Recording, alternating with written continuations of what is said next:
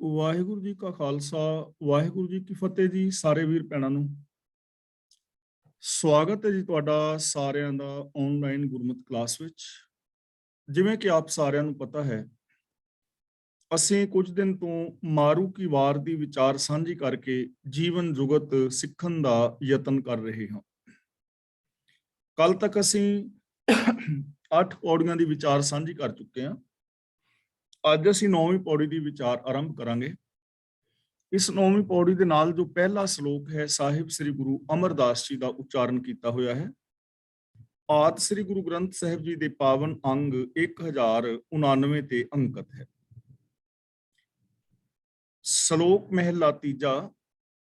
ਜੋਗੀ ਹੋਵਾਂ ਜਗ ਭਵਾਂ, ਘਰ ਘਰ ਭੀਖਿਆ ਲਿਉ, ਦਰਗਾਹ ਲੇਖਾ ਮੰਗੀਐ, ਕਿਸ ਕਿਸ ਉੱਤਰ ਦਿਉ।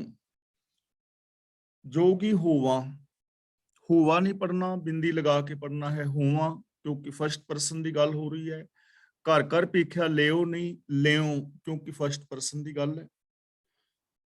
ਜੇ ਮੈਂ ਜੋਗੀ ਬਣ ਜਾਵਾਂ, ਜੋਗੀ ਹੋਵਾਂ, ਜੇ ਮੈਂ ਜੋਗੀ ਬਣ ਜਾਵਾਂ, ਘਰ ਘਰ ਭੀਖਿਆ ਲਿਓ, ਜਗ ਭਵਾਂ ਦਾ ਮਤਲਬ ਜਗਤ ਵਿੱਚ ਵਿਚਰਾਂ। ਜੇ ਮੈਂ ਜੋਗੀ ਬਣ ਜਾਵਾਂ, ਜਗਤ ਵਿੱਚ ਭੌਂਦਾ ਫਿਰਾਂ, ਔਰ ਘਰ ਘਰ ਤੋਂ ਭਿੱਖਿਆ ਲੈਂਦਾ ਫਿਰਾਂ, ਭਿੱਖਿਆ ਲਵਾਂ ਔਰ ਖਾ ਪੀ ਕੇ ਆਪਣਾ ਗੁਜ਼ਾਰਾ ਕਰਾਂ। ਜੋਗੀ ਬਣ ਜਾਵਾਂ, ਜਗਤ ਵਿੱਚ ਫਿਰਾਂ ਔਰ ਘਰ ਘਰ ਦੇ ਵਿੱਚੋਂ ਭਿੱਖਿਆ ਲਵਾਂ, ਮੇਰਾ ਭਿੱਖਿਆ ਹੀ ਲਵਾਂ ਬਸ। ਦਰਗਾਹ ਲੇਖਾ ਮੰਗੀਐ, ਕਿਸ ਕਿਸ ਉੱਤਰ ਦਿਉ। ਤਾਂ ਗੁਰੂ ਪਾਤਸ਼ਾਹ ਜੀ ਕਹਿੰਦੇ ਨੇ ਕਿ ਰੱਬੀ ਦਰਗਾਹ ਦੇ ਅੰਦਰ ਜਦ ਲੇਖਾ ਮੰਗਿਆ ਜਾਏਗਾ ਤਾਂ ਮੈਂ ਆਪਣੇ ਕਰਮਾਂ ਦਾ ਲੇਖਾ ਕਿਸ ਕਿਸ ਨੂੰ ਦਿਆਂਗਾ, ਕਿਸ ਕਿਸ ਨੂੰ ਲੇਖਾ ਦਿਆਂਗਾ। ਹੁਣ ਰੱਬੀ ਦਰਗਾਹ ਦਾ ਮਤਲਬ ਹੈ ਕਿ ਜਿੱਥੇ ਸੱਚ ਦੇ ਆਧਾਰ ਦੇ ਉੱਤੇ ਫੈਸਲੇ ਹੁੰਦੇ ਨੇ, ਜੇ ਸੱਚ ਦੇ ਆਧਾਰ ਤੇ ਜੀਵਨ ਨੂੰ ਪਰਖਿਆ ਜਾਏ ਤਾਂ ਫਿਰ ਮੈਂ ਕਿਸ ਕਿਸ ਨੂੰ ਉੱਤਰ ਦਿਆਂਗਾ ਆਪਣੇ ਕੀਤੇ ਹੋਏ ਕਰਮਾਂ ਦਾ। ਜੇਕਰ ਜੀਵਨ ਨੂੰ ਪਰਖਿਆ ਜਾਏ, ਚਾਰ ਬੰਦਿਆਂ ਦੇ ਵਿੱਚ ਪੁੱਛ ਪੜਤਾਲ ਕੀਤੀ ਜਾਏ, ਸੱਚ ਨੂੰ ਬੇਸ ਬਣਾ ਕੇ ਜ਼ਿੰਦਗੀ ਨੂੰ ਪਰਖਿਆ ਜਾਏ, ਤਾਂ ਫਿਰ ਮੈਂ ਕਿਵੇਂ ਉੱਤਰ ਦਿਆਂਗਾ, ਕਿਵੇਂ ਸੁਰਖਰੂ ਹੋਵਾਂਗਾ, ਕਿਸ ਢੰਗ ਦੇ ਨਾਲ ਮੈਂ ਆਪਣੇ ਆਪ ਨੂੰ ਉਜਲੇ ਮੂੰਹ ਕਰਾਂਗਾ। ਕਿ ਭਿੱਖਿਆ ਮੰਗਣਾ ਕੋਈ ਠੀਕ ਕੰਮ ਹੈ? ਕੀ ਸੰਸਾਰ ਨੂੰ ਛੱਡ ਕੇ ਜੰਗਲਾਂ ਵਿੱਚ ਵਿਚਰਨ ਦੇ ਨਾਲ ਰੱਬ ਮਿਲ ਸਕਦਾ ਹੈ? ਇਹਦਾ ਉੱਤਰ ਕੀ ਹੋਏਗਾ? ਕਿਵੇਂ ਮੈਂ ਉੱਤਰ ਦੇ ਸਕਾਂਗਾ? ਜੇ ਸਾਰੇ ਹੀ ਲੋਕ ਜੋਗੀ ਬਣ ਕੇ ਜੰਗਲਾਂ ਵਿੱਚ ਹੀ ਚਲੇ ਜਾਣ ਤਾਂ ਕੀ ਇਹ ਸੰਸਾਰ ਚੱਲ ਸਕਦਾ ਹੈ? ਕੀ ਭਿੱਖਿਆ ਲੈ ਕੇ ਚੰਗਾ ਭਲਾ ਇਨਸਾਨ ਜਿਸ ਦੇ ਹੱਥ ਪੈਰ ਕੰਮ ਕਰਦੇ ਨੇ, ਜੇ ਉਹ ਭਿੱਖਿਆ ਮੰਗੇ ਤਾਂ ਕੀ ਉਹ ਲੋਕਾਂ ਦੇ ਉੱਤੇ ਭਾਰ ਨਹੀਂ? ਲੋਕਾਂ ਦੇ ਉੱਤੇ ਭਾਰ ਬਣਨਾ ਕੀ ਚੰਗੀ ਗੱਲ ਹੈ? ਜੇਕਰ ਸੰਸਾਰ ਨੂੰ, ਗ੍ਰਸਤ ਨੂੰ ਤਿਆਗ ਦਿੱਤਾ ਹੈ ਔਰ ਜਿਹੜੇ ਵੀ ਕਰਮ ਕਾਂਡ ਬੰਦਾ ਕਰ ਰਿਹਾ ਹੈ, ਕਿ ਉਹਨਾਂ ਕਰਮ ਕਾਂਡਾਂ ਨਾਲ, ਤੀਰਥਾਂ ਤੇ ਨਹਾਉਣ ਦੇ ਨਾਲ ਰੱਬ ਮਿਲ ਜਾਏਗਾ? ਜਾਂ ਜਗਤ ਨੂੰ ਛੱਡ ਕੇ ਪਰਾਈਆਂ ਇਸਤਰੀਆਂ ਵੱਲ ਤੱਕਣਾ, ਇਸ ਤਰ੍ਹਾਂ ਰੱਬ ਮਿਲ ਸਕਦਾ ਹੈ? ਤਾਂ ਗੁਰੂ ਜੀ ਕਹਿੰਦੇ ਨੇ ਕਿਹਨੂੰ ਕਿਹਨੂੰ ਮੈਂ ਉੱਤਰ ਦਿਆਂਗਾ, ਕਿਵੇਂ ਕਿਵੇਂ ਇਸ ਮੂੰਹ ਉਜਲੇ ਹੋਵਾਂਗਾ। ਤਾਂ ਇਹਦੇ ਕਹਿਣ ਦਾ ਭਾਵ ਇਹ ਹੈ ਇੱਥੇ ਕਿ ਜਗਤ ਦੇ ਅੰਦਰ ਜੋਗੀ ਬਣ ਕੇ ਵਿਚਰਨਾ, ਭਿੱਖਿਆ ਵਗੈਰਾ ਲੰਘਣਾ, ਇਹ ਕੋਈ ਚੰਗਾ ਕੰਮ ਨਹੀਂ ਹੈ। ਇਹਦੇ ਨਾਲ ਪ੍ਰਭੂ ਨਹੀਂ ਮਿਲਦਾ, ਆਤਮਿਕ ਸ਼ਾਂਤੀ ਨਹੀਂ ਮਿਲਦੀ, ਸਮਾਜ ਦਾ ਵਿਕਾਸ ਨਹੀਂ ਹੁੰਦਾ, ਇਨਸਾਨ ਦੇ ਅੰਦਰ ਇਨਸਾਨੀਅਤ ਪੈਦਾ ਨਹੀਂ ਹੁੰਦੀ। ਸਗੋਂ ਕਿਹੜਾ ਅਸਲ ਜੋਗੀ ਹੈ, ਕਿਵੇਂ ਅਸੀਂ ਇਸ ਜ਼ਿੰਦਗੀ ਨੂੰ ਜੀਣਾ ਹੈ, ਇਹਦਾ ਹੱਲ ਕੀ ਹੈ? ਭਿੱਖਿਆ ਨਾਮ, ਸੰਤੋਖ ਮੜੀ, ਸਦਾ ਸੱਚ ਹੈ ਨਾਲ। ਨਾਮ ਦਾ ਮਤਲਬ ਪ੍ਰਭੂ ਦੀ ਸਿਫਤ ਸਲਾਹ, ਰੱਬੀ ਗੁਣ, ਰੱਬੀ ਹੁਕਮ ਵਿੱਚ ਰਹਿਣਾ। ਭਿੱਖਿਆ ਨਾਮ ਦਾ ਮਤਲਬ ਜੇ ਮੈਂ ਰੱਬੀ ਗੁਣਾਂ ਨੂੰ ਭਿੱਖਿਆ ਬਣਾਵਾਂ, ਆਪਣੇ ਅੰਦਰ ਬੈਠੇ ਪ੍ਰਭੂ ਤੋਂ ਮੈਂ ਉਹਨਾਂ ਨਾਮ ਨੂੰ, ਰੱਬੀ ਗੁਣਾਂ ਨੂੰ ਮੰਗਾਂ, ਭਾਵ ਉਹਨਾਂ ਨੂੰ ਇੰਪਲੀਮੈਂਟ ਕਰਾਂ। ਲੋਕਾਂ ਦੇ ਘਰਾਂ ਵਿੱਚ ਭਿੱਖਿਆ ਮੰਗਣ ਦੀ ਬਜਾਏ ਜੇਕਰ ਮੈਂ ਸ਼ੁਭ ਗੁਣਾਂ ਨੂੰ ਭਿੱਖਿਆ ਬਣਾ ਲਵਾਂ, ਸ਼ੁਭ ਗੁਣਾਂ ਦਾ ਧਾਰਨੀ ਹੋਵਾਂ। ਸੰਤੋਖ ਮੜੀ, ਇੱਥੇ ਮੜੀ ਦਾ ਮਤਲਬ ਹੈ ਮੱਠ, ਕੁਟੀਆ। ਜਿਵੇਂ ਜੋਗੀ ਲੋਕ ਬਾਹਰ ਜਾ ਕੇ ਕੁਟੀਆ ਬਣਾ ਕੇ ਰਹਿੰਦੇ ਨੇ ਜਾਂ ਬਾਬਿਆਂ ਨੇ ਡੇਰੇ ਬਣਾਏ ਹੋਏ ਨੇ, ਤਾਂ ਗੁਰੂ ਪਾਤਸ਼ਾਹ ਜੀ ਕਹਿੰਦੇ ਨੇ ਜੰਗਲਾਂ ਵਿੱਚ ਜਾ ਕੇ, ਸੰਸਾਰ ਨੂੰ ਤਿਆਗ ਕੇ, ਬਾਹਰ ਜਾ ਕੇ ਕੁਟੀਆ ਵਗੈਰਾ ਬਣਾ ਕੇ ਰਹਿਣਾ, ਉਹਦੀ ਬਜਾਏ ਜੇਕਰ ਸੰਤੋਖ ਨੂੰ ਮੜੀ ਬਣਾਇਆ ਜਾਏ, ਸੰਤੋਖ ਨੂੰ ਕੁਟੀਆ ਬਣਾਇਆ ਜਾਏ, ਆਪਣੀ ਸੁਰਤ ਨੂੰ, ਸੋਚ ਨੂੰ ਸੰਤੋਖ ਵਿੱਚ ਰੱਖਿਆ ਜਾਏ, ਤਾਂ ਫਿਰ ਕੀ ਹੋਏਗਾ? ਸਦਾ ਸੱਚ ਹੈ ਨਾਲ। ਜਿਹੜਾ ਸੱਚ ਹਮੇਸ਼ਾ ਨਾਲ ਹੈ, ਉਹ ਸੱਚ ਦੇ ਨਾਲ ਜੁੜਿਆ ਜਾਏ। ਸਦਾ ਸੱਚ ਹੈ ਨਾਲ, ਫਿਰ ਰੱਬ ਹਮੇਸ਼ਾ ਹੀ ਨਾਲ ਹੈ। ਜੇਕਰ ਬੰਦਾ ਰੱਬੀ ਗੁਣਾਂ ਦਾ ਧਾਰਨੀ ਹੋਵੇ, ਸੰਤੋਖ ਦੇ ਅੰਦਰ ਰਹੇ, ਤਾਂ ਰੱਬ ਤੇਰੇ ਨਾਲ ਹਮੇਸ਼ਾ ਹੈ, ਰੱਬ ਤੇਰੇ ਨਾਲ ਹਮੇਸ਼ਾ ਰਹੇਗਾ। ਜਿਹੜਾ ਸੱਚ ਤੇਰੇ ਨਾਲ ਹੈ, ਉਸ ਸੱਚ ਦੇ ਨਾਲ ਜੁੜ। ਯਾਨੀ ਸ਼ੁਭ ਗੁਣਾਂ ਦਾ ਬੰਦਾ ਧਾਰਨੀ ਹੋਵੇ, ਰੱਬੀ ਰਜਾ ਵਿੱਚ ਤੁਰੇ, ਸੰਤੋਖ ਦਾ ਧਾਰਨੀ ਹੋਏ ਔਰ ਮਨ ਬਚਨ ਕਰਮ ਕਰਕੇ ਸੱਚ ਦੇ ਨਾਲ ਜੁੜ ਜਾਏ, ਤਾਂ ਉਹ ਪ੍ਰਭੂ ਨੂੰ ਪਾ ਸਕਦਾ ਹੈ। ਭੇਖੀ ਹਾਥ ਨਾ ਲੱਧੀਆ ਸਭ ਬੱਧੀ ਜਮਕਾਲ। ਇੱਥੇ ਭੇਖੀ ਨਹੀਂ ਪੜਨਾ, ਭੇਖੀ। ਭੇਖੀ ਦਾ ਮਤਲਬ ਭੇਖਾਂ ਦੇ ਨਾਲ, ਭੇਸ਼ ਧਾਰਨ ਕਰਨ ਦੇ ਨਾਲ, ਬਨਾਵਟੀ ਜ਼ਿੰਦਗੀ ਜੀਣ ਦੇ ਨਾਲ। ਹਾਥ ਦਾ ਮਤਲਬ ਇੱਥੇ ਹੈ ਡੂੰਘਾਈ, ਥਾਂ। ਜਿਵੇਂ ਫਲਾਂ ਚੀਜ਼ ਦੀ ਪਾਣੀ ਦੀ ਥਾਂ ਨਹੀਂ ਪਾਈ ਜਾਂਦੀ, ਇੱਥੇ ਹਾਥ ਦਾ ਮਤਲਬ ਹੈ ਡੂੰਘਾਈ, ਡੂੰਘਾਈ, ਅਸਲੀਅਤ। ਇੱਥੇ ਹਾਥ ਦਾ ਮਤਲਬ ਡੂੰਘਾਈ, ਡੂੰਘਾਈ, ਅਸਲੀਅਤ, ਜ਼ਿੰਦਗੀ ਦਾ ਅਸਲ ਰਾਹ। ਭੇਖੀ ਹਾਥ ਨਾ ਲੱਧੀਆ। ਭੇਖਾਂ ਦੇ ਨਾਲ ਕਦੇ ਕਿਸੇ ਨੂੰ ਜ਼ਿੰਦਗੀ ਦੀ ਅਸਲੀਅਤ ਨਹੀਂ ਲੱਭੀ। ਭੇਖਾਂ ਦੇ ਨਾਲ ਕਦੇ ਕਿਸੇ ਨੂੰ ਜੀਵਨ ਦਾ ਅਸਲੀ ਰਾਹ ਨਹੀਂ ਲੱਭਿਆ। ਭੇਖ ਕਰਨ ਦੇ ਨਾਲ ਕਦੇ ਵੀ ਸੱਚ ਦੇ ਨਾਲ ਬੰਦਾ ਨਹੀਂ ਜੁੜਿਆ। ਹੁਣ ਇਹ ਚੀਜ਼ ਥੋੜੀ ਜਿਹੀ ਸਮਝਣ ਵਾਲੀ ਹੈ ਕਿ ਜੇ ਸਿਰਫ ਬੰਦਾ ਕੋਈ ਚਿੱਟੇ ਕੱਪੜੇ ਪਾ ਲੇ, ਕਈ ਸਾਰੀਆਂ ਸੰਸਥਾਵਾਂ ਨੇ ਨਾ, ਬਾਬੇ ਨੇ, ਉਹ ਚਿੱਟੇ ਹੀ ਵਸਤਰ ਪਾਉਂਦੇ ਨੇ। ਭੇਸ਼ ਹੈ ਆਪਣਾ ਬਾਹਰ ਦਾ, ਬਣਾਵਟ ਹੈ ਕਿਸੇ ਦੀ, ਜਿਹਨੂੰ ਜਿਹੜਾ ਪਸੰਦ ਹੈ। ਤਾਂ ਕਿ ਸਿਰਫ ਚਿੱਟੇ ਕੱਪੜੇ ਪਾਉਣ ਦੇ ਨਾਲ ਅੰਦਰ ਚਿੱਟਾ ਹੋ ਜਾਏਗਾ, ਅੰਦਰ ਸੱਚਾਈ ਆ ਜਾਏਗੀ, ਇਨਸਾਨੀਅਤ ਪੈਦਾ ਹੋ ਜਾਏਗੀ, ਰੱਬ ਲੱਭ ਜਾਏਗਾ, ਜੀਵਨ ਦੀ ਸਹੀ ਜੁਗਤ ਸਿਰਫ ਚਿੱਟੇ ਕੱਪੜੇ ਪਾਉਣ ਨਾਲ ਆ ਜਾਏਗੀ? ਬਿਲਕੁਲ ਵੀ ਨਹੀਂ। ਤੇ ਜੇ ਕੋਈ ਜੋਗੀਏ ਪਾ ਲੈ, ਭਗਵੇਂ ਕੱਪੜੇ ਪਾ ਲੈ, ਤਾਂ ਕਿ ਸਿਰਫ ਭਗਵੇਂ ਕੱਪੜੇ ਪਾਉਣ ਦੇ ਨਾਲ ਜ਼ਿੰਦਗੀ ਦਾ ਰਾਹ ਠੀਕ ਹੋ ਜਾਏਗਾ? ਕਿ ਭਗਵੇਂ ਕੱਪੜੇ ਪਾਣਾ ਹੀ ਜੀਵਨ ਦਾ ਸਹੀ ਰਾਹ ਹੈ? ਜਾਂ ਸਰੀਰ ਦੇ ਉੱਤੇ ਕੋਈ ਧਾਰਮਿਕ ਚਿੰਨ੍ਹ ਧਾਰਨ ਕਰਨ ਦੇ ਨਾਲ ਜ਼ਿੰਦਗੀ ਸਹੀ ਹੋ ਜਾਏਗੀ? ਤਾਂ ਗੁਰੂ ਜੀ ਕਹਿੰਦੇ ਨੇ, ਭੇਖਾਂ ਦੇ ਨਾਲ, ਬਨਾਵਟ ਦੇ ਨਾਲ, ਵਿਖਾਵੇ ਦੇ ਨਾਲ, ਪਖੰਡ ਕਰਨ ਦੇ ਨਾਲ ਕਦੇ ਵੀ ਜ਼ਿੰਦਗੀ ਦਾ ਸਹੀ ਰਾਹ ਨਹੀਂ ਲੱਭਦਾ। ਸਗੋਂ ਜਿਹੜੇ ਲੋਕ ਭੇਖ ਕਰਦੇ ਨੇ, ਬਾਹਰੋਂ ਹੋਰ ਤੇ ਅੰਦਰੋਂ ਹੋਰ ਨੇ, ਸਭ ਬੱਧੀ ਜਮਕਾਲ, ਐਸੀ ਸਾਰੀ ਲੁਕਾਈ। ਜਮਕਾਲ ਦਾ ਮਤਲਬ ਆਤਮਕ ਮੌਤ ਨੇ ਆਪਣੀ ਗ੍ਰਿਫਤ ਵਿੱਚ ਉਹਨਾਂ ਨੂੰ ਲਿਆ ਹੋਇਆ ਹੈ, ਬੱਝੀ ਹੋਈ ਆਤਮਕ ਮੌਤ ਦੀ। ਉਹ ਲੋਕ ਵਿਕਾਰਾਂ ਵਿੱਚ ਜਕੜੇ ਹੋਏ ਨੇ, ਆਤਮਕ ਮੌਤ ਨੇ ਉਹਨਾਂ ਨੂੰ ਜਕੜਿਆ ਹੋਇਆ ਹੈ। ਆਤਮਕ ਮੌਤੇ ਉਹ ਲੋਕ ਮਰੇ ਹੋਏ ਨੇ, ਜਿਹੜੇ ਭੇਖ ਹੋਰ ਕਰਦੇ ਨੇ ਤੇ ਜੀਵਨ ਕੁਛ ਹੋਰ ਕਿਸਮ ਦਾ ਹੈ। ਨਾਨਕ ਗੱਲਾਂ ਝੂਠੀਆਂ, ਇੱਥੇ ਗਲਾ ਨਹੀਂ ਪੜਨਾ, ਗੱਲਾਂ। ਨਾਨਕ ਗੱਲਾਂ ਝੂਠੀਆਂ ਸੱਚਾ ਨਾਮ ਸੰਭਾਲ। ਸੱਚਾ ਨਾਮ ਦਾ ਮਤਲਬ ਪ੍ਰਭੂ ਦਾ ਹੁਕਮ। ਜੋ ਪ੍ਰਭੂ ਦਾ ਸੱਚਾ ਹੁਕਮ ਹੈ, ਉਹਨੂੰ ਸੰਭਾਲੋ। ਸੱਚੇ ਪ੍ਰਭੂ ਦੇ ਹੁਕਮ ਦੇ ਅੰਦਰ ਜ਼ਿੰਦਗੀ ਜੀਵੋ, ਮਨ ਬਚਨ ਕਰਮ ਕਰਕੇ ਸੱਚ ਦੇ ਧਾਰਨੀ ਹੋਵੋ। ਇਹੀ ਇੱਕੋ ਇੱਕ ਰਾਸਤਾ ਹੈ, ਬਾਕੀ ਗੱਲਾਂ ਸਾਰੀਆਂ ਝੂਠੀਆਂ ਨੇ। ਨਾਨਕ ਗੱਲਾਂ ਝੂਠੀਆਂ, ਸੱਚਾ ਨਾਮ ਸੰਭਾਲ। ਜੋ ਪ੍ਰਭੂ ਦੀ ਸੱਚੀ ਸਿਫਤ ਸਲਾਹ ਹੈ, ਰੱਬੀ ਗੁਣ ਨੇ, ਰੱਬੀ ਹੁਕਮ ਹੈ, ਉਹਦੇ ਮੁਤਾਬਕ ਜ਼ਿੰਦਗੀ ਜੀਣਾ ਹੀ ਜ਼ਿੰਦਗੀ ਦੀ ਅਸਲੀਅਤ ਹੈ। ਇਹੀ ਜੀਵਨ ਦਾ ਸਹੀ ਰਾਹ ਹੈ। ਨਾਨਕ ਗੱਲਾਂ ਝੂਠੀਆਂ, ਗੁਰੂ ਜੀ ਕਹਿੰਦੇ ਨੇ ਬਾਕੀ ਗੱਲਾਂ ਸਭ ਝੂਠੀਆਂ ਨੇ। ਬਾਕੀ ਨਿਰੀਆਂ ਗੱਲਾਂ ਕਰਨ ਦੇ ਨਾਲ ਕੁਝ ਨਹੀਂ ਮਿਲਦਾ। ਹੁਣ ਆਮ ਇਨਸਾਨ ਗੱਲਾਂ ਕਰ ਰਹੇ ਨੇ ਨਾ, ਬਹੁ ਗਿਣਤੀ, ਸੱਚ ਬੋਲਣਾ ਚਾਹੀਦਾ ਹੈ, ਦਇਆ ਕਮਾਣੀ ਚਾਹੀਦੀ ਹੈ, ਇਨਸਾਨੀਅਤ ਹੋਣੀ ਚਾਹੀਦੀ ਹੈ, ਪਿਆਰ ਨਾਲ ਰਹਿਣਾ ਚਾਹੀਦਾ ਹੈ, ਰਿਸ਼ਵਤਖੋਰੀ, ਚੋਰ ਬਾਜ਼ਾਰੀ, 2 ਨੰਬਰ ਦੇ ਧੰਦੇ ਨਹੀਂ ਹੋਣੇ ਚਾਹੀਦੇ। ਇਹ ਗੱਲਾਂ ਤੇ ਸਾਰੇ ਲੋਕ ਕਰ ਰਹੇ ਨੇ, ਲੇਕਿਨ ਨਿਰੀਆਂ ਗੱਲਾਂ ਕਰਨ ਦੇ ਨਾਲ ਇਹ ਇੰਪਲੀਮੈਂਟ ਤਾਂ ਨਹੀਂ ਨਾ ਹੋ ਗਈਆਂ। ਇਹ ਗੱਲਾਂ ਕਰਨ ਦੇ ਨਾਲ ਲਾਗੂ ਤਾਂ ਨਹੀਂ ਨਾ ਹੋ ਗਈਆਂ। ਸੱਚ ਨੂੰ ਅਪਣਾਇਆ ਤੇ ਨਹੀਂ ਨਾ ਗਿਆ।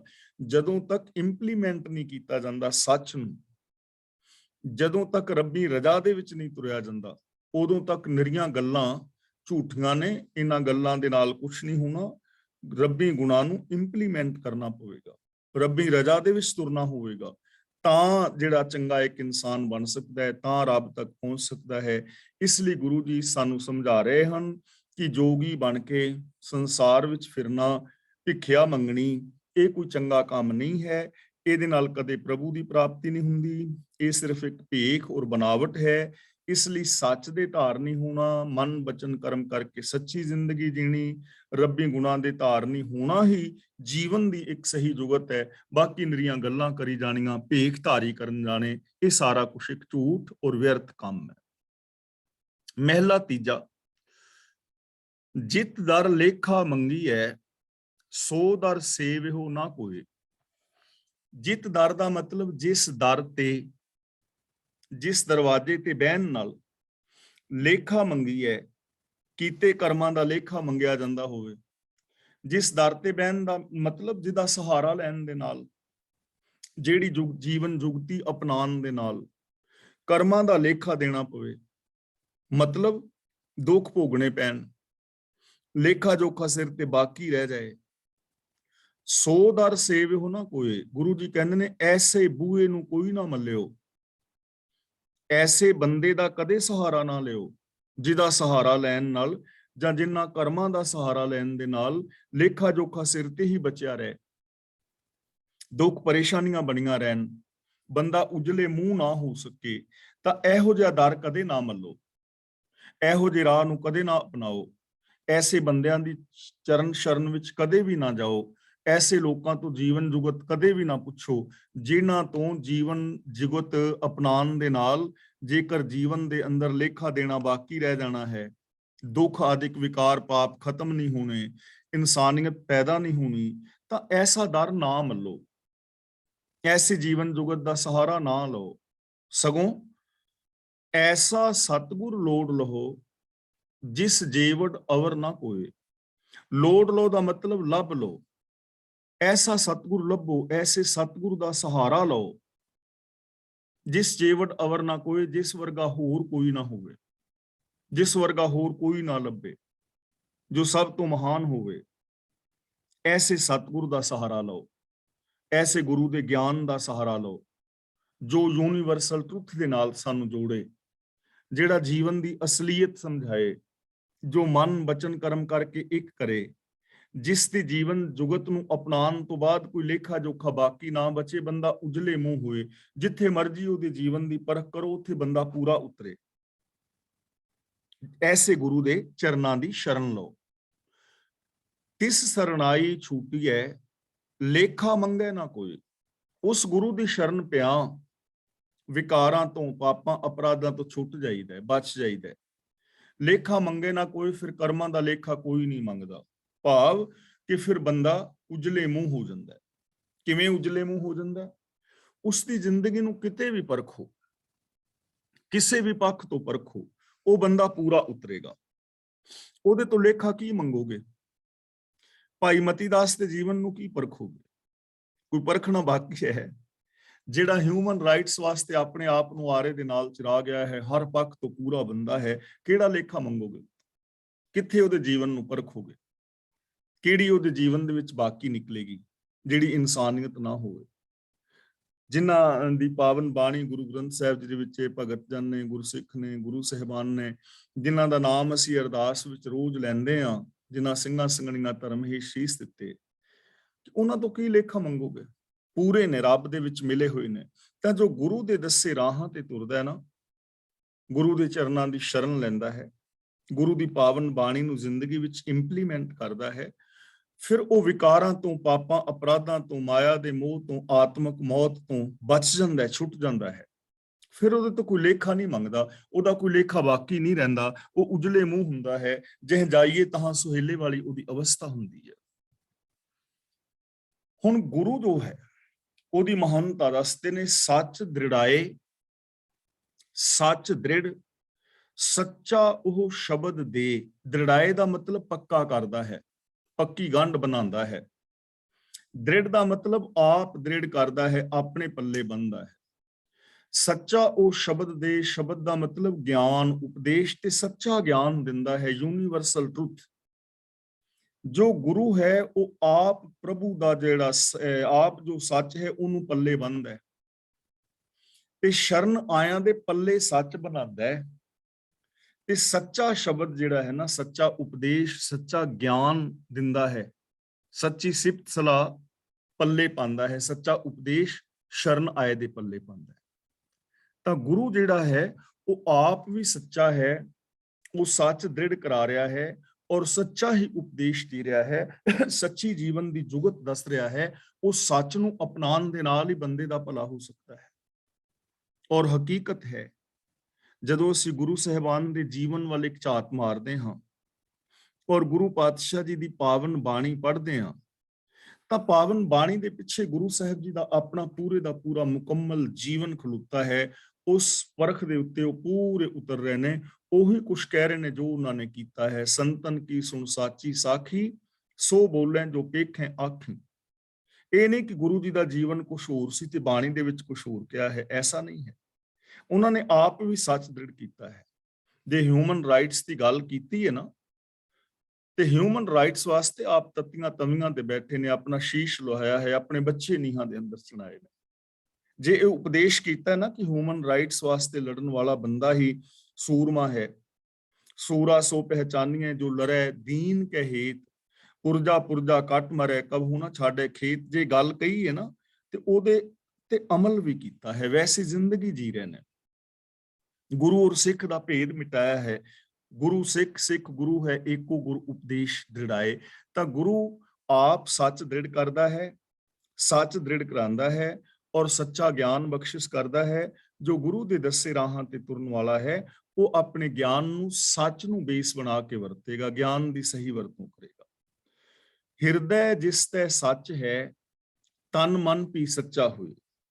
ਹੁਣ ਗੁਰੂ ਦੇ ਉਪਦੇਸ਼ ਰਾਹੀਂ ਜਿਸ ਤੇ ਹਿਰਦੇ ਵਿੱਚ ਸੱਚ ਵਸ ਗਿਆ, ਹਿਰਦੈ ਜਿਸ ਤੈ ਸੱਚ ਹੈ, ਹਿਰਦੈ ਦਾ ਮਤਲਬ ਸੋਚ, ਜਿਹਦੀ ਸੋਚ ਦੇ ਅੰਦਰ ਸੱਚ ਹੈ, ਤਾਂ ਉਹਦੀ ਨਿਸ਼ਾਨੀ ਕੀ ਹੈ? ਤਨ ਮਨ ਵੀ ਸੱਚਾ ਹੋਏ।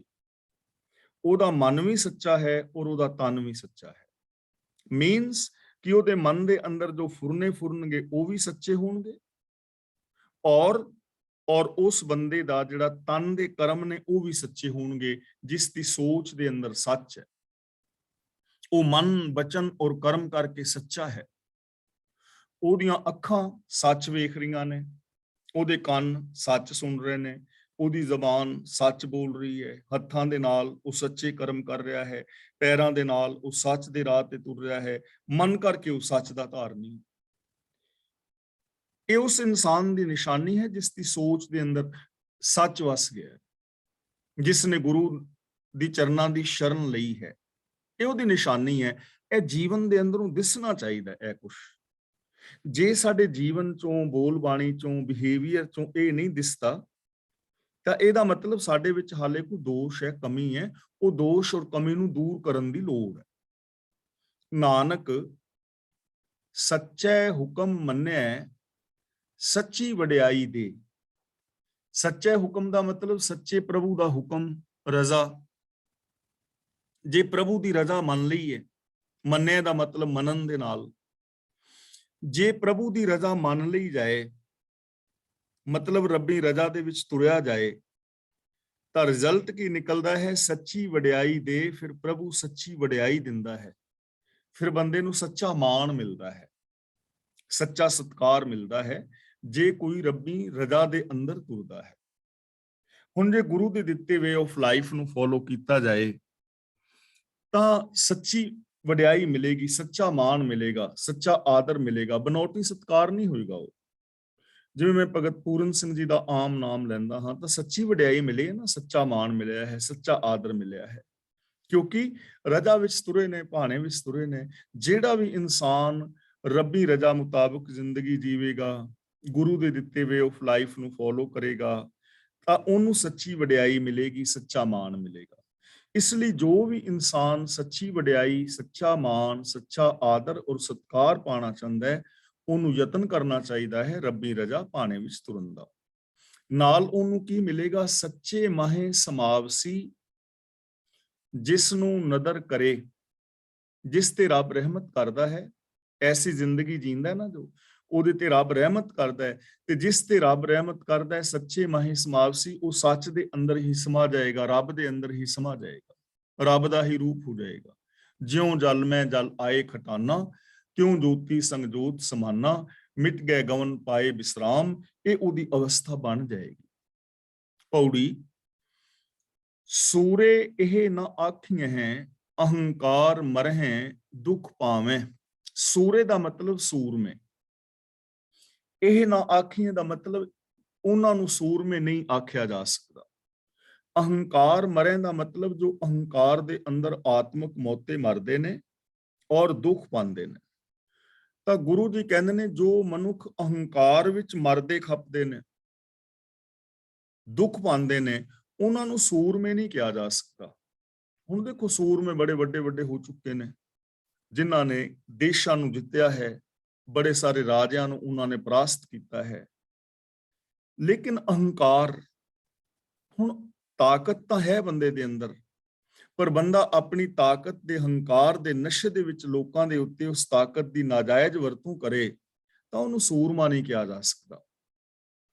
ਬਾਬਾ ਫਰੀਦ ਜੀ ਦਾ ਕਿੰਨਾ ਪਿਆਰਾ ਸ਼ਬਦ ਹੈ ਨਾ, ਮਾਨ ਹੁੰਦੇ ਹੋਏ ਨਿਮਾਣਾ, ਤਾਣ ਹੁੰਦੇ ਹੋਏ ਨਿਤਾਣਾ, ਅਣਹੁੰਦੇ ਆਪ ਵੰਡਾਏ, ਕੋ ਐਸਾ ਭਗਤ ਸਦਾਏ। ਤਾਕਤ ਦੀ ਸਹੀ ਵਰਤੋਂ ਕਰਨੀ ਚਾਹੀਦੀ ਹੈ, ਤੇ ਜੋ ਤਾਕਤ ਦੀ ਗਲਤ ਵਰਤੋਂ ਕਰੇ, ਅਹੰਕਾਰ ਕਰਕੇ ਆਤਮਿਕ ਮੌਤੇ ਮਰਿਆ ਰਹੇ, ਆਪ ਵੀ ਦੁਖੀ ਹੋਵੇ, ਲੋਕਾਂ ਨੂੰ ਵੀ ਦੁਖੀ ਕਰੇ, ਤਾਂ ਉਹਨੂੰ ਸੂਰਮਾ ਤਾਂ ਨਹੀਂ ਕਿਹਾ ਜਾ ਸਕਦਾ। ਹੁਣ ਹਿਟਲਰ ਵਰਗੇ ਨੇ, ਔਰੰਗਜ਼ੇਬ ਵਰਗੇ ਨੇ। ਔਰੰਗਜ਼ੇਬ ਸਿੰਘਾਸਨ ਤੇ ਬੈਠਾ ਤਾਂ ਹੈ, ਪਰ ਉਹਦੇ ਸਿੰਘਾਸਨ ਦੇ ਥੱਲੇ ਭਰਾਵਾਂ ਦੀਆਂ ਲਾਸ਼ਾਂ ਨੇ, ਹੋਰ ਕਿੰਨੇ ਲੋਕਾਂ ਦੀਆਂ ਲਾਸ਼ਾਂ ਨੇ। ਤਾਂ ਐਸੇ ਲੋਕਾਂ ਨੂੰ ਸੂਰਮੇ ਨਹੀਂ ਕਿਹਾ ਜਾ ਸਕਦਾ, ਅਸਲੀ ਸੂਰਮੇ ਨਹੀਂ ਕਿਹਾ ਜਾ ਸਕਦਾ। ਉਹ ਚਾਹੇ ਕੋਈ ਵੀ ਹੈ, ਜਿਹੜਾ ਵੀ ਆਪਣੀ ਤਾਕਤ ਦੀ ਵਰਤੋਂ ਹੰਕਾਰ ਦੇ ਅੰਦਰ ਗਲਤ ਕਰਦਾ ਹੈ, ਲੋਕਾਂ ਨੂੰ ਦੁਖੀ ਕਰਦਾ ਹੈ, ਆਪ ਦੁਖੀ ਹੁੰਦਾ ਹੈ, ਉਹ ਸੂਰਮਾ ਨਹੀਂ ਕਿਹਾ ਜਾ ਸਕਦਾ। ਅੰਧੇ ਆਪ ਨਾ ਪਛਾਣਨੀ, ਦੂਜੇ ਪਚ ਜਾਵਹਿ। ਦੂਜੇ ਦਾ ਮਤਲਬ ਦੂਜੇ ਵਿੱਚ, ਰੱਬ ਨੂੰ ਛੱਡ ਕੇ ਮਾਇਆ ਦੇ ਮੋਹ ਵਿੱਚ, ਵਿਕਾਰਾਂ ਦੇ ਅੰਦਰ। ਪਚ ਜਾਵੇਂ ਦਾ ਮਤਲਬ ਖੱਪ ਜਾਂਦੇ ਨੇ, ਦੁਐਤ ਦੇ ਅੰਦਰ ਸੜਦੇ ਨੇ, ਮੇਰ ਤੇਰ ਦੇ ਵਿਤਕਰੇ। ਤਾਂ ਗੁਰੂ ਜੀ ਕਹਿੰਦੇ ਨੇ ਉਹ ਅਹੰਕਾਰੀ, ਬੇਸਮਝ ਅਗਿਆਨੀ ਅੰਧੇ, ਆਪ ਨਾ ਪਛਾਣਨੀ, ਆਪਣਾ ਅਸਲਾ ਨਹੀਂ ਪਛਾਣਦੇ ਕਿ ਮੇਰਾ ਅਸਲਾ ਕੀ ਹੈ, ਮਨ ਤੂੰ ਜੋਤ ਸਰੂਪ ਹੈ। ਇਹ ਚੀਜ਼ ਨੂੰ ਨਹੀਂ ਪਛਾਣਦੇ ਕਿ ਜਿਸ ਤਾਕਤ ਦੀ ਵਰਤੋਂ ਮੈਂ ਲੋਕਾਂ ਨੂੰ ਦੁਖੀ ਕਰਨ ਲਈ ਕਰ ਰਿਹਾ, ਲੋਕਾਂ ਦੇ ਹੱਕ ਖਾਣ ਵਾਸਤੇ ਕਰ ਰਿਹਾ ਹਾਂ, ਮੇਰੇ ਅੰਦਰ ਸਤ ਸੰਤੋਖ ਦਇਆ ਧਰਮ ਆਦਿਕ ਦੁੱਖ ਨੇ, ਇਸ ਗੁਣ ਨੇ, ਮੈਂ ਉਹਨਾਂ ਗੁਣਾਂ ਵਾਸਤੇ ਤਾਕਤ ਨੂੰ ਯੂਜ਼ ਕਰ ਸਕਦਾ। ਜਿਸ ਤਾਕਤ ਨੂੰ ਮੈਂ ਲੋਕਾਂ ਦੇ ਹੱਕ ਖੋਣ ਵਾਸਤੇ ਕਰ ਰਿਹਾ, ਉਹ ਤਾਕਤ ਦਾ ਯੂਜ਼ ਜੋ ਹੈ ਮੈਂ ਲੋਕਾਂ ਦੇ ਹੱਕ ਦੇਣ ਵਾਸਤੇ ਕਰ ਸਕਦਾ ਹਾਂ। ਜਿਸ ਤਾਕਤ ਦੀ ਵਰਤੋਂ ਮੈਂ ਲੋਕਾਂ ਨੂੰ ਕਤਲ ਕਰਨ ਵਾਸਤੇ ਕਰ ਰਿਹਾ ਹਾਂ, ਇਹ ਤਾਕਤ ਦੀ ਵਰਤੋਂ ਤਾਂ ਲੋਕਾਂ ਦਾ ਜੀਵਨ ਬਚਾਉਣ ਵਾਸਤੇ ਕੀਤੀ ਜਾ ਸਕਦੀ ਹੈ। ਇਸ ਪੋਸੀਬਿਲਿਟੀ ਮੇਰੇ ਅੰਦਰ ਹੈ, ਪਰ ਉਹ ਅਗਿਆਨੀ ਅੰਨੇ ਲੋਕ ਆਪਣੇ ਆਪੇ ਨੂੰ ਇਹਨੂੰ ਪਛਾਣਦੇ ਨਹੀਂ। ਦੂਜੇ ਪਚ ਜਾਵੇਂ ਤੇ ਦਵੈਤ ਦੇ ਅੰਦਰ ਖੱਪ ਕੇ ਖਤਮ ਹੋ ਜਾਂਦੇ ਨੇ, ਇਨਸਾਨੀਅਤ ਆਪਣੇ ਅੰਦਰੋਂ ਮੁਕਾ ਬੈਂਦੇ ਨੇ, ਜ਼ਮੀਰ ਆਪਣੀ ਮਾਰ ਬੈਂਦੇ ਨੇ। ਅਤ ਕ੍ਰੋਧ ਸਿਉ ਲੂਝਦੇ, ਅੱਗੇ ਪਿੱਛੇ ਦੁੱਖ ਪਾਵੇਂ। ਲੂਝਦੇ ਦਾ ਮਤਲਬ ਝਗੜਦੇ ਨੇ, ਅੱਗੇ ਪਿੱਛੇ ਦਾ ਮਤਲਬ ਚੱਲ ਰਹੇ ਸਮੇਂ ਵਿੱਚ ਵੀ, ਆਉਣ ਵਾਲੇ ਸਮੇਂ ਵਿੱਚ ਵੀ, ਬੀਤ ਗਏ ਸਮੇਂ ਵਿੱਚ ਵੀ, ਹਰ ਸਮੇਂ। ਅੱਗੇ ਪਿੱਛੇ ਦਾ ਮਤਲਬ ਇੱਥੇ ਮਤਲਬ ਹੋਏਗਾ ਹਰ ਸਮੇਂ। ਅਤ ਕ੍ਰੋਧ ਸਿਉ ਲੂਝਦੇ, ਬੜੇ ਕ੍ਰੋਧ ਦੇ ਅੰਦਰ ਆ ਕੇ ਉਹ ਦੂਜਿਆਂ ਦੇ ਨਾਲ ਲੜਦੇ ਨੇ, ਝਗੜਦੇ ਨੇ, ਦੂਜਿਆਂ ਨੂੰ ਨੀਵਾਂ ਦਿਖਾਉਂਦੇ ਨੇ। ਤੇ ਗੁਰੂ ਜੀ ਕਹਿੰਦੇ ਨੇ ਐਸੇ ਲੋਕ ਹਰ ਸਮੇਂ ਦੁੱਖ ਹੀ ਪਾਉਂਦੇ ਨੇ, ਕੱਲੇ ਆਪ ਦੁੱਖ ਨਹੀਂ ਪਾਉਂਦੇ, ਦੂਜਿਆਂ ਨੂੰ ਵੀ ਦੁਖੀ ਕਰਦੇ ਨੇ। ਜਿਹੜੇ ਬੜੇ ਹੰਕਾਰ ਵਿੱਚ ਆ ਕੇ, ਕ੍ਰੋਧ ਦੇ ਅੰਦਰ ਆ ਕੇ ਝਗੜਾ ਕਰਦੇ ਨੇ ਦੂਜਿਆਂ ਦੇ ਨਾਲ, ਲੂਝਦੇ ਨੇ, ਝਗੜਦੇ ਨੇ, ਐਸੇ ਇਨਸਾਨ ਹਰ ਸਮੇਂ ਹੀ ਦੁਖੀ ਰਹਿੰਦੇ ਨੇ ਔਰ ਦੁੱਖ ਦਾ ਕਾਰਨ ਬਣਦੇ ਨੇ। ਗੁਰੂ ਜੀ ਅਗਲਾ ਬਚਨ ਕਰਦੇ ਨੇ, ਹਰ ਜੀਓ ਅਹੰਕਾਰ ਨਾ ਭਾਵਈ, ਵੇਦ ਕੂਕ ਸੁਣਾਵੇਂ। ਕੂਕ ਦਾ ਮਤਲਬ ਕੂਕ ਕੇ, ਉੱਚੀ ਉੱਚੀ ਕਹਿ ਕੇ। ਸੁਣਾਵੇਂ ਦਾ ਮਤਲਬ ਸੁਣਾਉਂਦੇ ਨੇ। ਵੇਦ ਦਾ ਮਤਲਬ ਵੇਦ ਆਦਿਕ ਧਰਮ ਗ੍ਰੰਥ ਜਿਹੜੇ ਨੇ। ਤਾਂ ਗੁਰੂ ਜੀ ਕਹਿੰਦੇ ਨੇ ਵੇਦ ਆਦਿਕ ਧਰਮ ਪੁਸਤਕ ਵੀ ਪੁਕਾਰ ਕੇ ਇਹ ਗੱਲ ਕਹਿ ਰਹੇ ਨੇ ਕਿ ਰੱਬ ਨੂੰ ਹੰਕਾਰ ਚੰਗਾ ਨਹੀਂ ਲੱਗਦਾ। ਰੱਬ ਨੂੰ ਹੰਕਾਰ ਚੰਗਾ ਨਹੀਂ ਲੱਗਦਾ। ਹਰ ਜੀਉ ਅਹੰਕਾਰ ਨਾ ਭਾਵਈ, ਵੇਦ ਕੂਕ ਸੁਣਾਵੇਂ। ਹਉਮੈ ਨਾਵੇਂ ਨਾਲ ਵਿਰੋਧ ਹੈ, ਦੋਏ ਨਾ ਵਸੈ ਇਕ ਠਾਏ। जब हम होते तब तू नाही, अब तू ही मैं नाही, जिथे मैं है उथे तू नहीं, जिथे तू है उथे मैं नहीं। हौमे हनेरा है और प्रभु दा नाम रब्बी गुण चानना है, एक जगह ते दोवें इकट्ठे नहीं रह सकते। हौमे हंकार है, निम्रता चानना है, इन्हां दा साथ कदे भी नहीं बन सकता। इसलिए वेद आदिक धर्म ग्रंथ जोड़े ने पुकार पुकार के कह रहे ने कि रब नूं हंकार चंगा नहीं लगदा। ਤਾਂ ਐਸੇ ਜੋ ਲੋਕ ਨੇ ਆਪਣੀ ਤਾਕਤ ਦੇ ਨਸ਼ੇ ਦੇ ਅੰਦਰ ਕ੍ਰੋਧ ਔਰ ਅਹੰਕਾਰ ਕਰਕੇ ਦੂਜਿਆਂ ਨਾਲ ਵਾਦ ਵਿਵਾਦ ਔਰ ਝਗੜਾ ਕਰਦੇ ਨੇ, ਉਹ ਕਦੇ ਵੀ ਪ੍ਰਭੂ ਦੇ ਪਿਆਰੇ ਨਹੀਂ ਹੋ ਸਕਦੇ।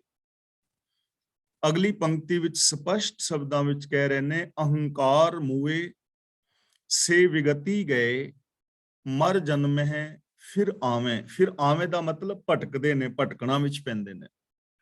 ਅਹੰਕਾਰ ਮੂਏ ਦਾ ਮਤਲਬ ਉਹ ਅਹੰਕਾਰ ਵਿੱਚ ਮਰ ਗਏ, ਆਤਮਕ ਮੌਤ ਸਹਿੜ ਲਈ।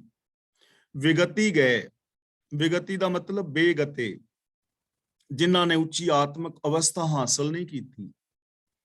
ਉੱਚੀ ਆਤਮਕ ਅਵਸਥਾ ਹਾਸਲ ਕਰਨੀ ਸੀ ਨਾ, ਅਬ ਤੋਂ ਜਾਏ ਚੜ੍ਹੇ ਸਿੰਘਾਸਨ, ਜਿਉਂ ਜਲ ਮੈਂ ਜਲ ਆਏ, ਖਟਾਨਾ ਵਾਲੀ ਅਵਸਥਾ ਹਾਸਲ ਕਰਨੀ ਸੀ, ਵਿਕਾਰਾਂ ਤੋਂ ਖੁਲਾਸੀ ਹਾਸਲ ਕਰਨੀ ਸੀ।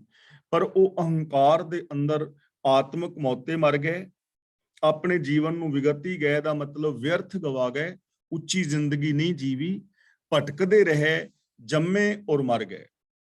ਮਰ ਜਨਮੇ ਦਾ ਮਤਲਬ ਜਨਮੇ ਮਰੇ, ਜੰਮੇ ਵੀ, ਭਟਕਦੇ ਰਹੇ ਸਾਰੀ ਜ਼ਿੰਦਗੀ ਔਰ ਮਰ ਗਏ। ਉਹਨਾਂ ਦਾ ਸਾਰੇ ਦਾ ਸਾਰਾ ਟੋਟਲ ਜੀਵਨ ਜਿਹੜਾ ਸੀ ਉਹ ਵਿਅਰਥ ਚਲਾ ਗਿਆ। ਅਹੰਕਾਰ ਦੇ ਅੰਦਰ ਉਹਨਾਂ ਨੇ ਆਪਣੇ ਜੀਵਨ ਨੂੰ ਬਰਬਾਦ ਕੀਤਾ, ਉੱਚੀ ਜ਼ਿੰਦਗੀ ਨਾ ਜੀਵੀ, ਜੀਵਨ ਦੇ ਅੰਦਰ ਭਟਕਦੇ ਰਹੇ, ਜਨਮ ਲਿਆ ਤੇ ਆਖਿਰ ਸਾਰਾ ਜਨਮ ਐਵੇਂ ਗਵਾ ਕੇ ਮਰ ਗਏ। ਸ਼ਲੋਕ ਮਹਿਲਾ ਤੀਜਾ।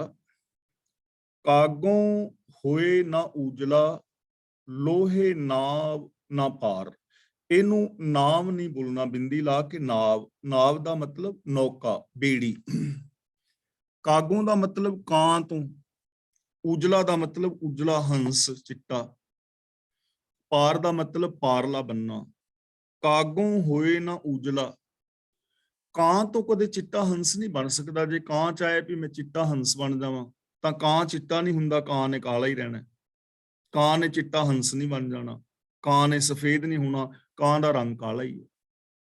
ਲੋਹੇ ਨਾਵ ਨਾ ਪਾਰ, ਤੇ ਜਿਹੜੀ ਲੋਹੇ ਦੀ ਬੇੜੀ ਹੈ ਉਹ ਪਰਲਾ ਕੰਡਾ ਨਹੀਂ ਲੱਭ ਸਕਦੀ। ਲੋਹੇ ਦੀ ਬੇੜੀ ਪਰਲੇ ਕਿਨਾਰੇ ਤੇ ਨਹੀਂ ਜਾਂਦੀ, ਲੋਹੇ ਦੀ ਕਿਸ਼ਤੀ ਤੇ ਚੜ ਕੇ ਪਾਰ ਨਹੀਂ ਹੋਇਆ ਜਾ ਸਕਦਾ।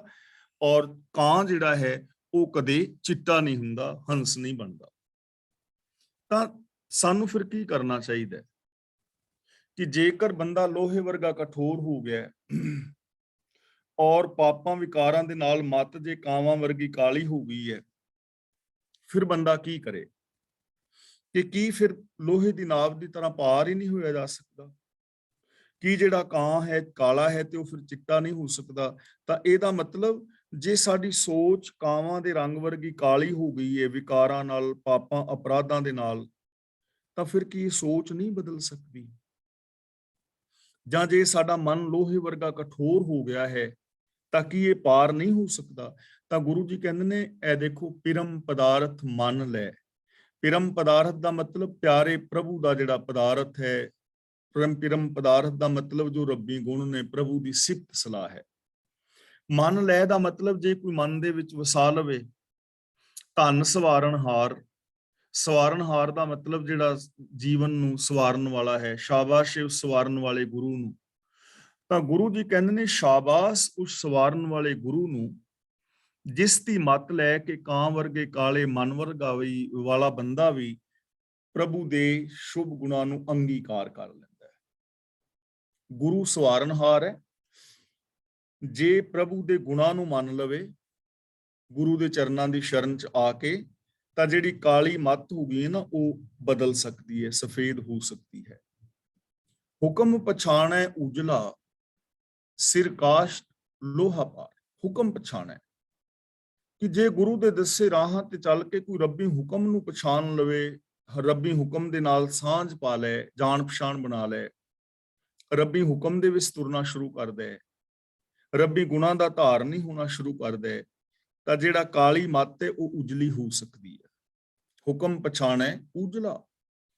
ਜੇ ਰੱਬੀ ਹੁਕਮ ਨੂੰ ਪਛਾਣ ਲਵੇ, ਰੱਬੀ ਹੁਕਮ ਦੇ ਨਾਲ ਸਾਂਝ ਪਾ ਲੈ, ਤਾਂ ਬੰਦੇ ਦਾ ਕਾਲਾ ਮਨ ਜਿਹੜਾ ਨਾ ਉਹ ਉਜਲਾ ਹੋ ਸਕਦਾ ਹੈ, ਸਫੇਦ ਹੋ ਸਕਦਾ ਹੈ, ਪਵਿੱਤਰ ਹੋ ਸਕਦਾ ਹੈ, ਸਾਫ਼ ਹੋ ਸਕਦਾ ਹੈ, ਪੋਸੀਬਿਲਿਟੀ ਹੈ। ਸਿਰ ਕਾਸ਼ਟ ਲੋਹਾ ਪਾਰ, ਸਿਰ ਦਾ ਮਤਲਬ ਸਿਰ ਤੇ, ਸਿਰ ਕਾਸ਼ਟ ਦਾ ਮਤਲਬ ਲੱਕੜ ਦੇ ਸਿਰ ਤੇ। ਜੇ ਲੱਕੜ ਦੇ ਸਿਰ ਤੇ ਲੋਹਾ ਚੜ੍ਹਦਾ ਤੇ ਪਾਰ ਹੋ ਜਾਏਗਾ। ਸਿਰ ਦਾ ਮਤਲਬ ਆਸਰਾ, ਲੱਕੜ ਦੇ ਆਸਰੇ ਲੋਹਾ ਵੀ ਨਦੀ ਤੋਂ ਪਾਰ ਲੰਘ ਜਾਂਦਾ ਹੈ। ਵੈਸੇ ਲੋਹਾ ਪਾਰ ਨਹੀਂ ਨਾ ਹੁੰਦਾ, ਪਰ ਜੇ ਲੱਕੜ ਦੀ ਕਿਸ਼ਤੀ ਹੋਵੇ ਤਾਂ ਲੱਕੜ ਦੀ ਕਿਸ਼ਤੀ ਤੇ ਲੋਹਾ ਵੀ ਪਾਰ ਹੋ ਜਾਏਗਾ। ਜੇ ਇੱਕ ਲੱਕੜ ਦਾ ਗੱਠਾ ਹੈ ਬੜਾ ਵੱਡਾ ਵੱਜਿਆ, ਇੱਕ ਲੱਕੜ ਦਾ ਬਹੁਤ ਵੱਡਾ ਸ਼ਤੀਰ ਰੁੜਿਆ ਜਾ ਰਿਹਾ ਹੈ, ਜਾਂ ਗੱਠਾ ਬੰਨਿਆ ਹੋਇਆ ਹੈ 10 20 50 ਲੱਕੜਾਂ ਦਾ, ਤੇ ਉਹ ਲੱਕੜਾਂ ਦਾ ਗੱਠਾ ਤਰਿਆ ਜਾ ਰਿਹਾ ਹੈ, ਤੇ ਜੇ ਉਹਦੇ ਤੇ ਕੋਈ 10 ਕਿਲੋ ਲੋਹਾ ਵੀ ਧਰ ਦੀ ਤੇ ਲੋਹਾ ਵੀ ਪਾਰ ਹੋ ਜਾਏਗਾ ਲੱਕੜ ਦੇ ਆਸਰੇ। ਇਸੇ ਤਰ੍ਹਾਂ ਰੱਬੀ ਗੁਣਾਂ ਦੇ ਆਸਰੇ, ਗੁਰੂ ਦੇ ਗਿਆਨ ਦੇ ਆਸਰੇ ਵਿਕਾਰੀ ਬੰਦੇ ਵੀ ਪਾਰ ਹੋ ਸਕਦੇ ਨੇ, ਉਹਨਾਂ ਦਾ ਵੀ ਪਾਰ ਉਤਾਰਾ ਹੋ ਜਾਂਦਾ ਹੈ, ਉਹਨਾਂ ਦੀ ਵੀ ਸੋਚ ਬਦਲ ਸਕਦੀ ਹੈ। ਤ੍ਰਿਸ਼ਨਾ ਛੋੜੈ ਭੈ ਵਸੈ, ਨਾਨਕ ਕਰਨੀ ਸਾਰ। ਫਿਰ ਜੋ ਗੁਰੂ ਦੇ ਦੱਸੇ ਰਾਹਾਂ ਤੇ ਚੱਲਦਾ ਹੈ, ਤ੍ਰਿਸ਼ਨਾ ਛੋੜੈ, ਉਹ ਤ੍ਰਿਸ਼ਨਾ ਨੂੰ ਛੱਡ ਦਿੰਦਾ ਹੈ, ਗੁਰੂ ਦੇ ਆਸਰੇ ਤ੍ਰਿਸ਼ਨਾ ਨੂੰ ਤਿਆਗਦਾ ਹੈ। ਭੈ ਵਸੈ, ਗੁਰੂ ਦੇ ਡਰ ਅਦਬ ਭੈ ਦੇ ਵਿੱਚ ਵਸਦਾ ਹੈ, ਤੇ ਜਿਹੜਾ ਭੈ ਅਦਬ ਦੇ ਵਿੱਚ ਵਸੇਗਾ ਉਹ ਤ੍ਰਿਸ਼ਨਾ ਨੂੰ ਛੱਡ ਦੇਗਾ। ਜਿਹੜਾ ਭੈ ਅਦਬ ਵਿੱਚ ਵਸੇਗਾ, ਨਾਨਕ ਕਰਨੀ ਸਾਰ।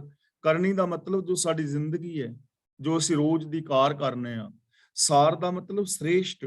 ਫਿਰ ਉਸ ਬੰਦੇ ਦੀ ਕਰਨੀ ਸ੍ਰੇਸ਼ਟ ਹੋ ਜਾਏਗੀ, ਫਿਰ ਉਹਦਾ ਜਿਹੜਾ ਬਿਹੇਵੀਅਰ ਹੈ ਉਹ ਬਹੁਤ ਚੰਗਾ ਹੋ ਜਾਏਗਾ, ਉਹਦਾ ਜੀਵਨ ਦਾ ਢੰਗ ਬਦਲ ਜਾਏਗਾ। ਗੁਰੂ ਦੇ ਦੱਸੇ ਰਾਹਾਂ ਤੇ ਤੁਰਨ ਵਾਲਾ ਰੱਬੀ ਭੈ ਅਦਬ ਦੇ ਵਿੱਚ ਜ਼ਿੰਦਗੀ ਗੁਜ਼ਾਰਦਾ ਹੈ, ਤ੍ਰਿਸ਼ਨਾ ਛੱਡ ਦਿੰਦਾ ਹੈ ਔਰ ਚੰਗੀ ਸ੍ਰੇਸ਼ਟ ਕਰਨੀ ਕਰਦਾ ਹੈ। ਮਹਿਲਾ ਤੀਜਾ, ਮਾਰੂ ਮਾਰਨ ਜੋ ਗਏ, ਮਾਰ ਨਾ ਸਕੈ ਗਵਾਰ।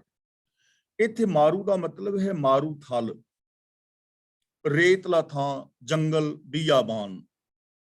ਮਾਰਨ ਜੋ ਗਏ, ਜੋ ਮੂਰਖ ਲੋਕ ਜੰਗਲਾਂ ਦੇ ਵਿੱਚ ਆਪਣੇ ਮਨ ਨੂੰ ਮਾਰਨ ਜਾਂਦੇ ਨੇ, ਮਾਰ ਨਾ ਸਕੈ ਗਵਾਰ। ਉਹ ਗਵਾਰ ਕਮਲੇ ਮਨੁੱਖ ਆਪਣੇ ਮਨ ਨੂੰ ਨਾ ਮਾਰ ਸਕੇ, ਮਤਲਬ ਮਨ ਨੂੰ ਕਾਬੂ ਨਾ ਕਰ ਸਕੇ। ਹੁਣ ਮਨ ਨੂੰ ਮਾਰਨ ਵਾਸਤੇ ਜੰਗਲਾਂ ਵਿੱਚ ਗਏ ਨੇ ਕਿ ਮਨ ਨੂੰ ਕਾਬੂ ਕਰਨਾ ਹੈ, ਵਿਕਾਰਾਂ ਤੋਂ ਰੋਕਣਾ ਹੈ, ਤੇ ਬੰਦਾ ਜੰਗਲਾਂ ਵਿੱਚ ਚਲਾ ਗਿਆ। ਤਾਂ ਗੁਰੂ ਜੀ ਕਹਿੰਦੇ ਨੇ ਉਹ ਮੂਰਖ ਮਨੁੱਖ ਜਿਹੜੇ ਨੇ ਜੰਗਲਾਂ ਦੇ ਵਿੱਚ ਜਾ ਕੇ ਮਨੁੱਖ ਨੂੰ ਮਨ ਨੂੰ ਕਾਬੂ ਨਹੀਂ ਕਰ ਸਕਣਗੇ। ਮਤਲਬ ਕਿ ਜੰਗਲਾਂ ਦੇ ਵਿੱਚ ਜਾਣਾ ਇਹ ਮਨ ਨੂੰ ਕਾਬੂ ਕਰਨ ਦਾ ਸਾਧਨ ਨਹੀਂ ਹੈ। ਇਹ ਚੀਜ਼ ਥੋੜੀ ਜਿਹੀ ਸਮਝਣ ਵਾਲੀ ਹੈ।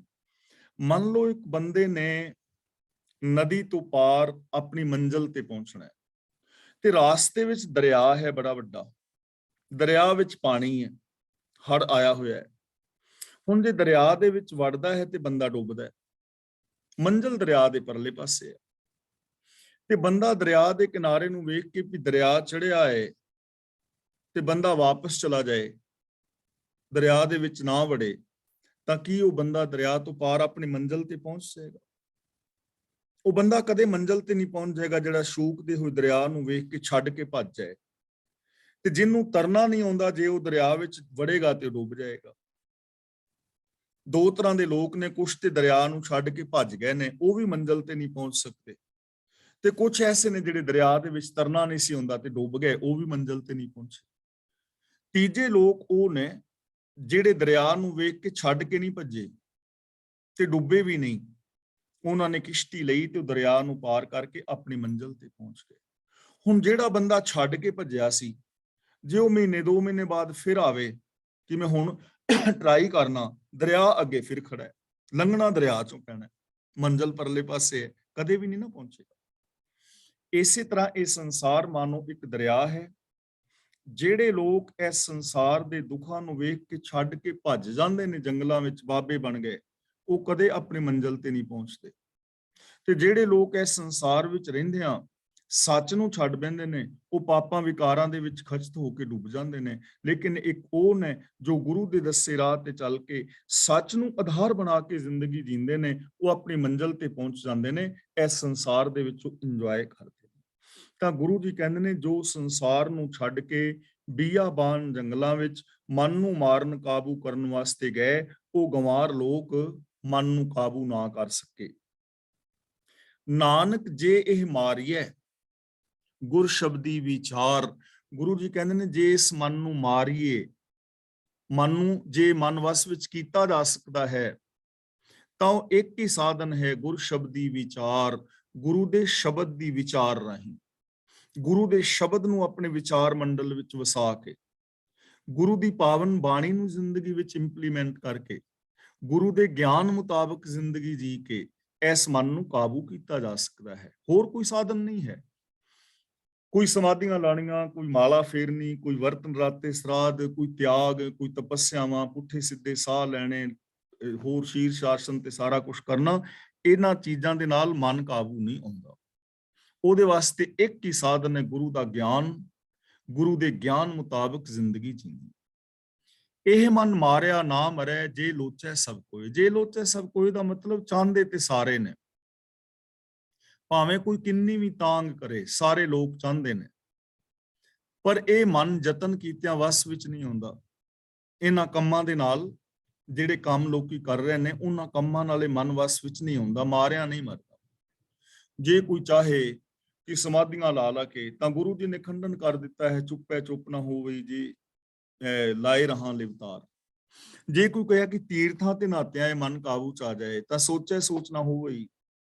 ਜੇ ਕੋਈ ਕਹੇ ਕਿ ਚਲਾਕੀਆਂ ਕਰ ਕਰਕੇ, ਤਾਂ ਗੁਰੂ ਜੀ ਕਹਿੰਦੇ ਨੇ ਸਹਿਜ ਸਿਆਣਪਾਂ ਲੱਖੋ ਹੈ। ਤੇ ਜੇ ਕੋਈ ਕਹੇ ਕਿ ਵਰਤ ਰੱਖ ਕੇ, ਭੁੱਖਿਆਂ ਰੱਖ ਕੇ, ਤ੍ਰਿਸ਼ਨਾ ਦੇ ਅਧੀਨ ਰਹਿ ਕੇ, ਪਦਾਰਥ ਇਕੱਠੇ ਕਰਕੇ, ਤਾਂ ਗੁਰੂ ਜੀ ਕਹਿੰਦੇ ਨੇ ਜੇ ਬੰਨਾ ਪੁਰੀਆਂ ਭਾਰ।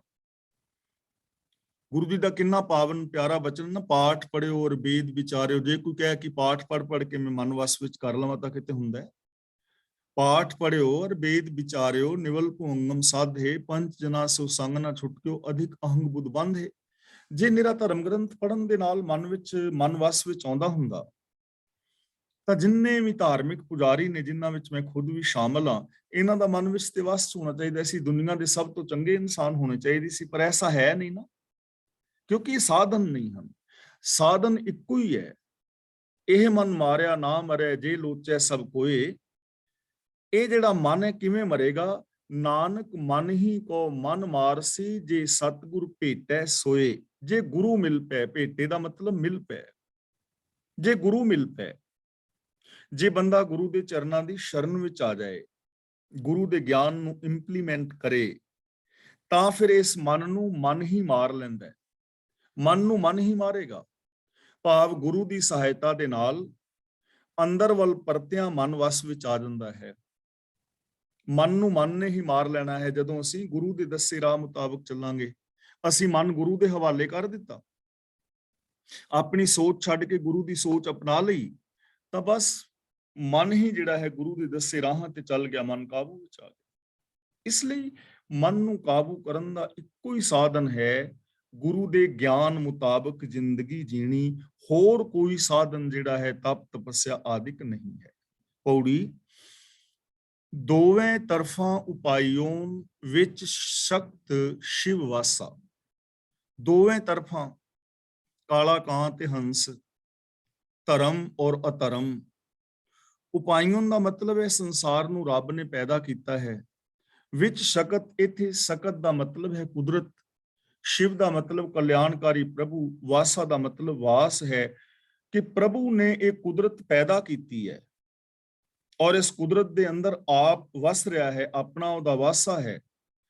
ਦੋਵੇਂ ਤਰਫਾਂ, ਦੋਵੇਂ ਤਰਫਾਂ ਦਾ ਮਤਲਬ ਚੰਗੇ ਔਰ ਮਾੜੇ, ਇਹ ਸਾਰੇ ਰੱਬੀ ਹੁਕਮ ਦੇ ਵਿੱਚ ਨੇ। ਚਾਹੇ ਕੋਈ ਚੰਗਾ ਹੈ ਜਾਂ ਕੋਈ ਮਾੜਾ ਹੈ, ਕਾਂ ਹੈ ਜਾਂ ਹੰਸ ਹੈ, ਇਹ ਰੱਬੀ ਹੁਕਮ ਦੇ ਵਿੱਚ ਨੇ। ਹੁਕਮ ਦੇ ਅੰਦਰ ਇੱਕ ਕਾਂ ਬਣ ਗਿਆ ਹੈ, ਹੁਕਮ ਦੇ ਅੰਦਰ ਇੱਕ ਹੰਸ ਬਣ ਗਿਆ ਹੈ, ਸਿਸਟਮ ਦੇ ਅੰਦਰ।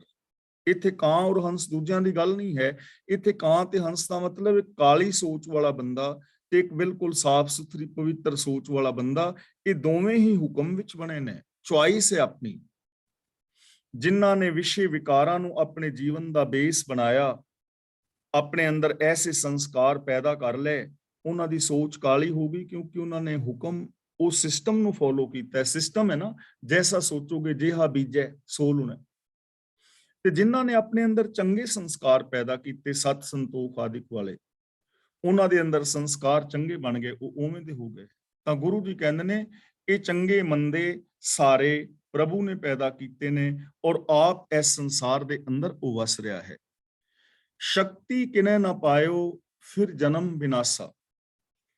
ਇੱਥੇ ਸ਼ਕਤੀ ਦਾ ਮਤਲਬ ਹੈ ਮਾਇਆ, ਕਿ ਜੋ ਮਾਇਆ ਵਾਲੀ ਸੋਚ ਹੈ ਉਸ ਸੋਚ ਦੇ ਨਾਲ ਕਦੇ ਵੀ ਕਿਸੇ ਨੇ ਰੱਬ ਨੂੰ ਨਹੀਂ ਪਾਇਆ। ਮਾਇਆ ਦਾ ਮਤਲਬ ਉਹ ਸੋਚ ਜੋ ਸਾਨੂੰ ਸਾਰਿਆਂ ਵਿੱਚ ਰੱਬ ਨਹੀਂ ਵੇਖਣ ਦਿੰਦੀ, ਜੋ ਸਾਡੇ ਅੰਦਰ ਸੈਲਫਿਸ਼ਨੈਸ ਪੈਦਾ ਕਰਦੀ ਹੈ, ਜੋ ਮੇਰ ਤੇਰ ਦੇ ਵਿਤਕਰੇ ਪੈਦਾ ਕਰਦੀ ਹੈ, ਇਸ ਸੋਚ ਦੇ ਨਾਲ ਕਦੇ ਕਿਸੇ ਨੇ ਰੱਬ ਨੂੰ ਨਹੀਂ ਪਾਇਆ। ਫਿਰ ਜਨਮ ਵਿਨਾਸਾ, ਫਿਰ ਦਾ ਮਤਲਬ ਭਟਕਣਾ, ਜਨਮ ਦਾ ਮਤਲਬ ਜਨਮ ਵਿੱਚ, ਵਿਨਾਸਾ ਦਾ ਮਤਲਬ ਵਿਨਾਸ਼। ਤਾਂ ਬੰਦੇ ਦੀ ਜ਼ਿੰਦਗੀ ਵਿੱਚ ਭਟਕਣਾ ਬਣੀ ਰਹਿੰਦੀ ਹੈ ਜਨਮ ਵਿੱਚ, ਔਰ ਬੰਦੇ ਦਾ ਵਿਨਾਸ਼ ਹੋ ਜਾਂਦਾ ਹੈ, ਮੌਤ ਹੋ ਜਾਂਦੀ ਹੈ, ਸਰੀਰਕ ਤੌਰ ਤੇ ਵੀ ਔਰ ਆਤਮਿਕ ਤੌਰ ਤੇ ਵੀ। ਯਾਨੀ ਮਾਇਆਵਿਕ ਸੋਚ ਦੇ ਨਾਲ ਕਦੇ ਵੀ ਕਿਸੇ ਨੇ ਪ੍ਰਭੂ ਨੂੰ ਨਹੀਂ ਪਾਇਆ। ਜਨਮ ਦੇ ਅੰਦਰ ਸਿਰਫ ਭਟਕਣਾ ਬਣੀ ਰਹਿੰਦੀ ਹੈ ਔਰ ਵਿਨਾਸ਼ ਹੋ ਜਾਂਦਾ ਹੈ, ਆਤਮਿਕ ਮੌਤ ਹੋ ਜਾਂਦੀ ਹੈ। ਤਾਂ ਪਾਇਆ ਕਿਵੇਂ ਜਾਏਗਾ? ਸੋਲੂਸ਼ਨ ਦੱਸ ਰਹੇ ਨੇ, ਗੁਰ ਸੇਵਿਐ ਸ਼ਾਂਤ ਪਾਈਐ ਜਪ ਸਾਸ ਗਿਰਾਸਾ।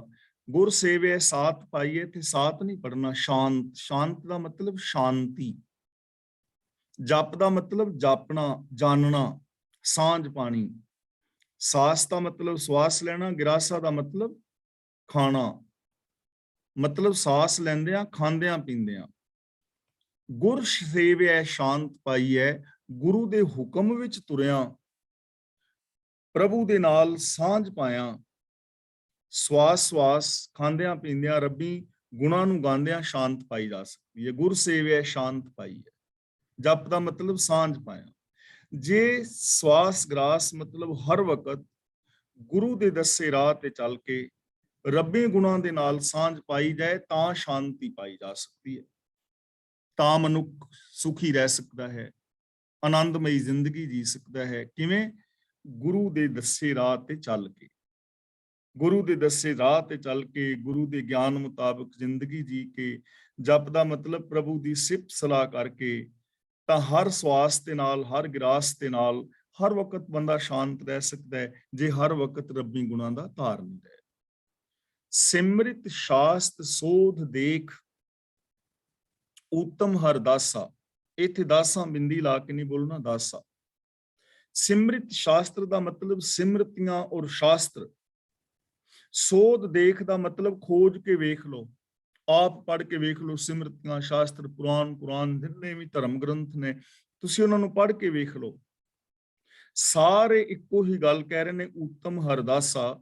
ਉੱਤਮ ਉਹ ਹੈ ਜੋ ਰੱਬ ਦਾ ਦਾਸ ਹੈ, ਜੋ ਰੱਬ ਦੇ ਹੁਕਮ ਵਿੱਚ ਤੁਰਦਾ ਹੈ, ਰੱਬੀ ਰਜ਼ਾ ਵਿੱਚ ਤੁਰਦਾ ਹੈ। ਪੜ੍ਹ ਕੇ ਵੇਖ ਲਓ ਤੁਸੀਂ ਸਿਮਰਤੀਆਂ ਸ਼ਾਸਤਰ, ਸਿਮਰਤੀਆਂ ਸ਼ਾਸਤਰਾਂ ਵਾਲੇ ਕਰਮ ਕਰਕੇ ਵੇਖ ਲਓ, ਔਰ ਸਿਮਰਤੀਆਂ ਸ਼ਾਸਤਰਾਂ ਦੇ ਕਰਮ ਕਰਨ ਵਾਲੇ ਇੱਕ ਪਾਸੇ ਬੰਦੇ ਵੇਖ ਲਓ, ਯੱਗ ਹਵਨ ਵਗੈਰਾ, ਤੀਰਥ ਯਾਤਰਾਵਾਂ, ਵਰਤ ਨਰਾਤੇ, ਸਰਾਧ ਕਰਨ ਵਾਲੇ ਬੰਦੇ ਇੱਕ ਪਾਸੇ ਰੱਖ ਲਓ, ਤੇ ਦੂਜੇ ਪਾਸੇ ਉਹਨਾਂ ਦਾ ਜੀਵਨ ਰੱਖ ਲਓ ਜੋ ਰੱਬੀ ਰਜ਼ਾ ਦੇ ਅੰਦਰ ਤੁਰ ਰਹੇ ਨੇ, ਜੋ ਰੱਬੀ ਗੁਣਾਂ ਦੇ ਧਾਰਨੀ ਨੇ। ਤਾਂ ਉੱਤਮ ਕੌਣ ਨਿਕਲਣਗੇ? ਉੱਤਮ ਉਹ ਗਿਣੇ ਜਾਣਗੇ ਜੋ ਰੱਬੀ ਗੁਣਾਂ ਦੇ ਧਾਰਨੀ ਨੇ, ਜੋ ਰੱਬੀ ਰਜ਼ਾ ਦੇ ਅੰਦਰ ਤੁਰ ਰਹੇ ਨੇ। ਤਾਂ ਸਿਮਰਤੀਆਂ ਸ਼ਾਸਤਰਾਂ ਨੂੰ ਖੋਜ ਕੇ ਵੇਖ ਲਓ, ਸਾਰੇ ਇਹ ਗੱਲ ਕਹਿ ਰਹੇ ਨੇ ਕਿ ਸਭ ਤੋਂ ਚੰਗਾ ਉੱਤਮ ਰੱਬ ਦਾ ਦਾਸ ਹੈ, ਜੋ ਰੱਬੀ ਗੁਣਾਂ ਦਾ ਧਾਰਨੀ ਹੈ, ਜੋ ਰੱਬੀ ਰਜ਼ਾ ਦੇ ਅੰਦਰ ਤੁਰਦਾ ਹੈ, ਉਹ ਉੱਤਮ ਹੈ। ਨਾਨਕ ਨਾਮ ਬਿਨਾ ਕੋ ਥਿਰ ਨਹੀਂ, ਨਾਮੇ ਬਲ ਜਾਸਾ। ਨਾਮ ਦਾ ਮਤਲਬ ਹੁਕਮ। ਪ੍ਰਭੂ ਦੇ ਹੁਕਮ ਤੋਂ ਬਿਨਾ ਕੋਈ ਵੀ ਇੱਥੇ ਥਿਰ ਰਹਿਣ ਵਾਲਾ ਨਹੀਂ ਹੈ। ਜੇ ਸਦਾ ਰਹਿਣ ਵਾਲਾ ਹੈ ਤਾਂ ਰੱਬੀ ਹੁਕਮ ਹੈ, ਲਾ ਆਫ ਨੇਚਰ ਹੈ, ਰੱਬੀ ਹੁਕਮ ਹੈ, ਕੁਦਰਤ ਦੇ ਨਿਯਮ ਨੇ, ਸਿਸਟਮ ਹੈ, ਰੱਬ ਦੀ ਰਜ਼ਾ ਭਾਣਾ ਹੈ। ਇਹ ਸਦਾ ਰਹਿਣ ਵਾਲਾ ਹੈ, ਹੁਕਮ ਹੈ। ਹੁਕਮ ਦੇ ਅੰਦਰ ਸਾਰੀ ਕਾਇਨਾਤ ਹੋ ਗਈ ਹੈ। ਰੱਬੀ ਹੁਕਮ ਸਦਾ ਰਹਿਣ ਵਾਲਾ ਹੈ। ਮੀਨਸ ਜੋ ਬੰਦਾ ਰੱਬੀ ਹੁਕਮ ਵਿੱਚ ਚੱਲੇਗਾ ਉਹ ਸदैवी ਆਤਮਿਕ ਜ਼ਿੰਦਗੀ ਜੀਵੇਗਾ। ਨਾਮੇ ਬਲਦਾਸਾ, ਇਸ ਲਈ ਗੁਰੂ ਜੀ ਕਹਿੰਦੇ ਨੇ, ਮੈਂ ਰੱਬੀ ਹੁਕਮ ਤੋਂ ਬਲਿਹਾਰ ਜਾਂਦਾ ਹਾਂ, ਕੁਰਬਾਨ ਜਾਂਦਾ ਹਾਂ, ਰੱਬੀ ਹੁਕਮ ਦੀ ਮੈਂ ਸਿਫਤ ਕਰਦਾ ਹਾਂ, ਸਲਾਹ ਕਰਦਾ ਹਾਂ, ਰੱਬੀ ਹੁਕਮ ਵਿੱਚ ਜਿੰਦਾ ਹਾਂ, ਕਿਉਂਕਿ ਰੱਬੀ ਹੁਕਮ ਤੋਂ ਬਿਨਾ ਆਤਮਿਕ ਜ਼ਿੰਦਗੀ ਜੀਵੀ ਨਹੀਂ ਜਾ ਸਕਦੀ। ਸ਼ਲੋਕ ਮਹਿਲਾ ਤੀਜਾ। ਹੋਵਾਂ ਪੰਡਿਤ ਜੋਤ ਕੀ ਵੇਦ ਪੜਾਂ ਮੁਖ ਚਾਰ। ਹੋਵਾ ਨਹੀਂ ਪੜਨਾ, ਬਿੰਦੀ ਲਾ ਕੇ ਪੜਨਾ ਹੈ, ਹੋਵਾਂ। ਪੜਾਂ, ਪੜਾਂ ਦਾ ਮਤਲਬ ਮੈਂ ਪੜਾਂ। ਜੋਤ ਕੀ ਦਾ ਮਤਲਬ ਜੋਤਸ਼ੀ। ਮੁਖ ਦਾ ਮਤਲਬ ਮੂੰਹ ਨਾਲ, ਭਾਵ ਜ਼ਬਾਨੀ। ਵੇਦ ਚਾਰ ਦਾ ਮਤਲਬ ਚਾਰੇ ਵੇਦ। ਜੇ ਮੈਂ ਧਰਮ ਪੁਸਤਕਾਂ ਦਾ ਵਿਦਵਾਨ ਬਣ ਜਾਵਾਂ, ਪੰਡਿਤ ਦਾ ਮਤਲਬ ਵਿਦਵਾਨ ਬਣ ਜਾਵਾਂ, ਜੇ ਮੈਂ ਜੋਤਸ਼ੀ ਬਣ ਜਾਵਾਂ, ਚਾਰੇ ਵੇਦ ਮੈਂ ਮੂੰਹ ਜ਼ਬਾਨੀ ਯਾਦ ਕਰ ਲਵਾਂ, ਯਾਨੀ ਮੈਂ ਧਰਮ ਪੁਸਤਕਾਂ ਦਾ ਵਿਦਵਾਨ ਬਣ ਜਾਵਾਂ, ਵੇਦ ਸ਼ਾਸਤਰਾਂ ਨੂੰ ਮੈਂ ਯਾਦ ਕਰ ਲਵਾਂ, ਚਾਰਾਂ ਵੇਦਾਂ ਨੂੰ ਮੂੰਹ ਜ਼ਬਾਨੀ ਯਾਦ ਕਰ ਲਵਾਂ, ਮੈਂ ਜੋਤਸ਼ੀ ਬਣ ਜਾਵਾਂ। ਸਪੋਜ਼ ਨਵਖੰਡ ਮੱਧੇ ਪੂਜੀਆ, ਆਪਣੇ ਚੱਜ ਵਿਚਾਰ। ਨਵਖੰਡ ਦਾ ਮਤਲਬ 9 ਖੰਡ ਪ੍ਰਿਥਵੀ ਯਾਨੀ ਸਾਰੀ ਧਰਤੀ ਸ੍ਰਿਸ਼ਟੀ। ਪੂਜੀਆ ਦਾ ਮਤਲਬ ਪੂਜਿਆ ਜਾਵਾਂ। ਚੱਜ ਦਾ ਮਤਲਬ ਚੱਜ ਦੇ ਕਾਰਨ। ਚੱਜ ਆਚਾਰ ਦਾ ਮਤਲਬ ਜਿਹੜੇ ਮੇਰੇ ਵਿਚਾਰ ਨੇ, ਵਿਦਵਾਨ ਹੋਵਾਂ, ਜੋਤਸ਼ੀ ਹੋਵਾਂ, ਚਾਰੇ ਵੇਦ ਮੈਨੂੰ ਮੂੰਹ ਜ਼ਬਾਨੀ ਯਾਦ ਹੋਣ, ਤੇ ਇਸ ਆਚਾਰ ਵਿਚਾਰ ਕਰਕੇ ਪੂਰੀ ਦੁਨੀਆ ਦੇ ਵਿੱਚ ਮੈਂ ਪੂਜਿਆ ਜਾਵਾਂ, ਲੋਕ ਮੈਨੂੰ ਮਾਣ ਦੇਣ ਕਿ ਬੜਾ ਵਿਦਵਾਨ ਹੈ ਬਈ, ਬੜਾ ਵੱਡਾ ਪੰਡਿਤ ਹੈ ਬਈ, ਬੜਾ ਵੱਡਾ ਜੋਤਸ਼ੀ ਹੈ, ਬੜੀ ਉਹਨੂੰ ਚਾਰੇ ਵੇਦ ਮੂੰਹ ਜ਼ਬਾਨੀ ਯਾਦ ਨੇ, ਐਸਾ ਮਾਣ ਮਿਲੇ। ਤਾਂ ਗੁਰੂ ਜੀ ਕਹਿੰਦੇ ਨੇ ਮਤ ਸੱਚਾ ਅੱਖਰ ਭੁੱਲ ਜਾਏ, ਚੌਕੇ ਪਿੱਟੇ ਨਾ ਕੋਏ। ਹੁਣ ਜਿਹੜਾ ਚੌਕੇ ਪਿੱਟੇ ਨਾ ਕੋਏ ਨਾ, ਇਹਨੂੰ ਪਿਛਲੀ ਪੰਕਤੀ ਦੇ ਨਾਲ ਜੋੜ ਲੈਣਾ ਕਿ ਮੈਂ ਨਵਾਂ ਖੰਡਾਂ ਵਿੱਚ ਪੂਜਿਆ ਜਾਵਾਂ, ਪੰਡਿਤ ਹੋ ਜਾਵਾਂ, ਜੋਤਸ਼ੀ ਹੋ ਜਾਵਾਂ, ਚਾਰੇ ਵੇਦ ਮੈਨੂੰ ਜ਼ਬਾਨੀ ਯਾਦ ਹੋਣ, ਔਰ ਮੇਰੇ ਚੌਂਕੇ ਦੇ ਉੱਤੇ ਕੋਈ ਨਾ ਪਿੱਟੇ, ਚੌਂਕਾ ਵੀ ਮੈਂ ਸੁੱਚਾ ਰੱਖਾਂ। ਪਰ ਗੁਰੂ ਜੀ ਕਹਿੰਦੇ ਨੇ ਖਿਆਲ ਰੱਖਣ ਵਾਲੀ ਇੱਕ ਗੱਲ ਹੈ, ਮਤ ਸੱਚਾ ਅੱਖਰ ਭੁੱਲ ਜਾਏ। ਮਤਾ ਮੈਨੂੰ ਸੱਚਾ ਹੁਕਮ ਭੁੱਲ ਜਾਏ। ਅੱਖਰ ਦਾ ਮਤਲਬ ਸੱਚਾ ਹੁਕਮ। ਮਤੇ ਮੈਨੂੰ ਸੱਚਾ ਅੱਖਰ ਭੁੱਲ ਜਾਏ। ਜੇ ਸੱਚਾ ਹੁਕਮ ਭੁੱਲ ਗਿਆ ਹੈ, ਮੈਂ ਰੱਬੀ ਰਜ਼ਾ ਵਿੱਚ ਨਹੀਂ ਤੁਰਦਾ, ਮੈਂ ਮਨ ਬਚਨ ਕਰਮ ਕਰਕੇ ਸੱਚਾ ਇਨਸਾਨ ਨਹੀਂ ਹਾਂ, ਤਾਂ ਇਹ ਸਾਰੇ ਕਰਮ ਕੀਤੇ ਬੇਕਾਰ ਹੋ ਜਾਣਗੇ, ਸਾਰੀ ਪੂਜਾ ਵਿਅਰਥ ਹੋ ਜਾਏਗੀ। ਜਿੰਨੇ ਮਰਜ਼ੀ ਚੌਂਕੇ ਪਵਿੱਤਰ ਮੈਂ ਕਰ ਲਵਾਂ, ਜਿੱਡਾ ਮਰਜ਼ੀ ਜੋਤਸ਼ੀ ਹੋ ਜਾਵਾਂ, ਪੰਡਿਤ ਹੋ ਜਾਵਾਂ, ਵਿਦਵਾਨ ਹੋ ਜਾਵਾਂ, ਚਾਰੇ ਵੇਦ ਮੈਨੂੰ ਜ਼ਬਾਨੀ ਯਾਦ ਹੋਣ, ਪਰ ਜੇ ਸੱਚਾ ਹੁਕਮ ਭੁੱਲਿਆ ਹੋਇਆ ਹੈ, ਰੱਬੀ ਰਜ਼ਾ ਵਿੱਚ ਮੈਂ ਨਹੀਂ ਤੁਰਦਾ, ਸੱਚ ਨੂੰ ਆਧਾਰ ਬਣਾ ਕੇ ਜ਼ਿੰਦਗੀ ਨਹੀਂ ਜਿੰਦਾ, ਤਾਂ ਇਹ ਸਾਰਾ ਕੁਝ ਵਿਅਰਥ ਹੈ, ਇਹਦਾ ਲਾਭ ਨਹੀਂ ਹੈ। ਗੁਰੂ ਜੀ ਕਹਿੰਦੇ ਨੇ ਖਿਆਲ ਰੱਖਣ ਵਾਲੀ ਇੱਕ ਚੀਜ਼ ਹੈ ਕਿ ਸੱਚਾ ਅੱਖਰ, ਸੱਚਾ ਹੁਕਮ ਨਹੀਂ ਭੁੱਲਣਾ ਚਾਹੀਦਾ। ਝੂਠੇ ਚੌਂਕੇ ਨਾਨਕਾ, ਸੱਚਾ ਏਕੋ ਸੋਏ। ਇੱਕ ਪ੍ਰਭੂ ਹੀ ਸੱਚਾ ਹੈ, ਤੇ ਉਹ ਸੱਚੇ ਤੋਂ ਬਿਨਾਂ ਸਾਰੇ ਚੌਂਕੇ ਝੂਠੇ ਨੇ। ਹੁਣ ਚੌਂਕੇ ਕਿਹੜੇ ਨੇ? ਸਾਡਾ ਹਿਰਦਾ, ਸਾਡੀ ਸੋਚ, ਜਿੰਨੇ ਵੀ ਸਾਡੇ ਹਿਰਦੇ ਘਰ ਦੇ ਚੌਂਕੇ ਨੇ ਨਾ, ਇਹ ਸਾਰੇ ਝੂਠੇ ਨੇ ਜੇਕਰ ਅੰਦਰ ਸੱਚ ਨਹੀਂ ਹੈ।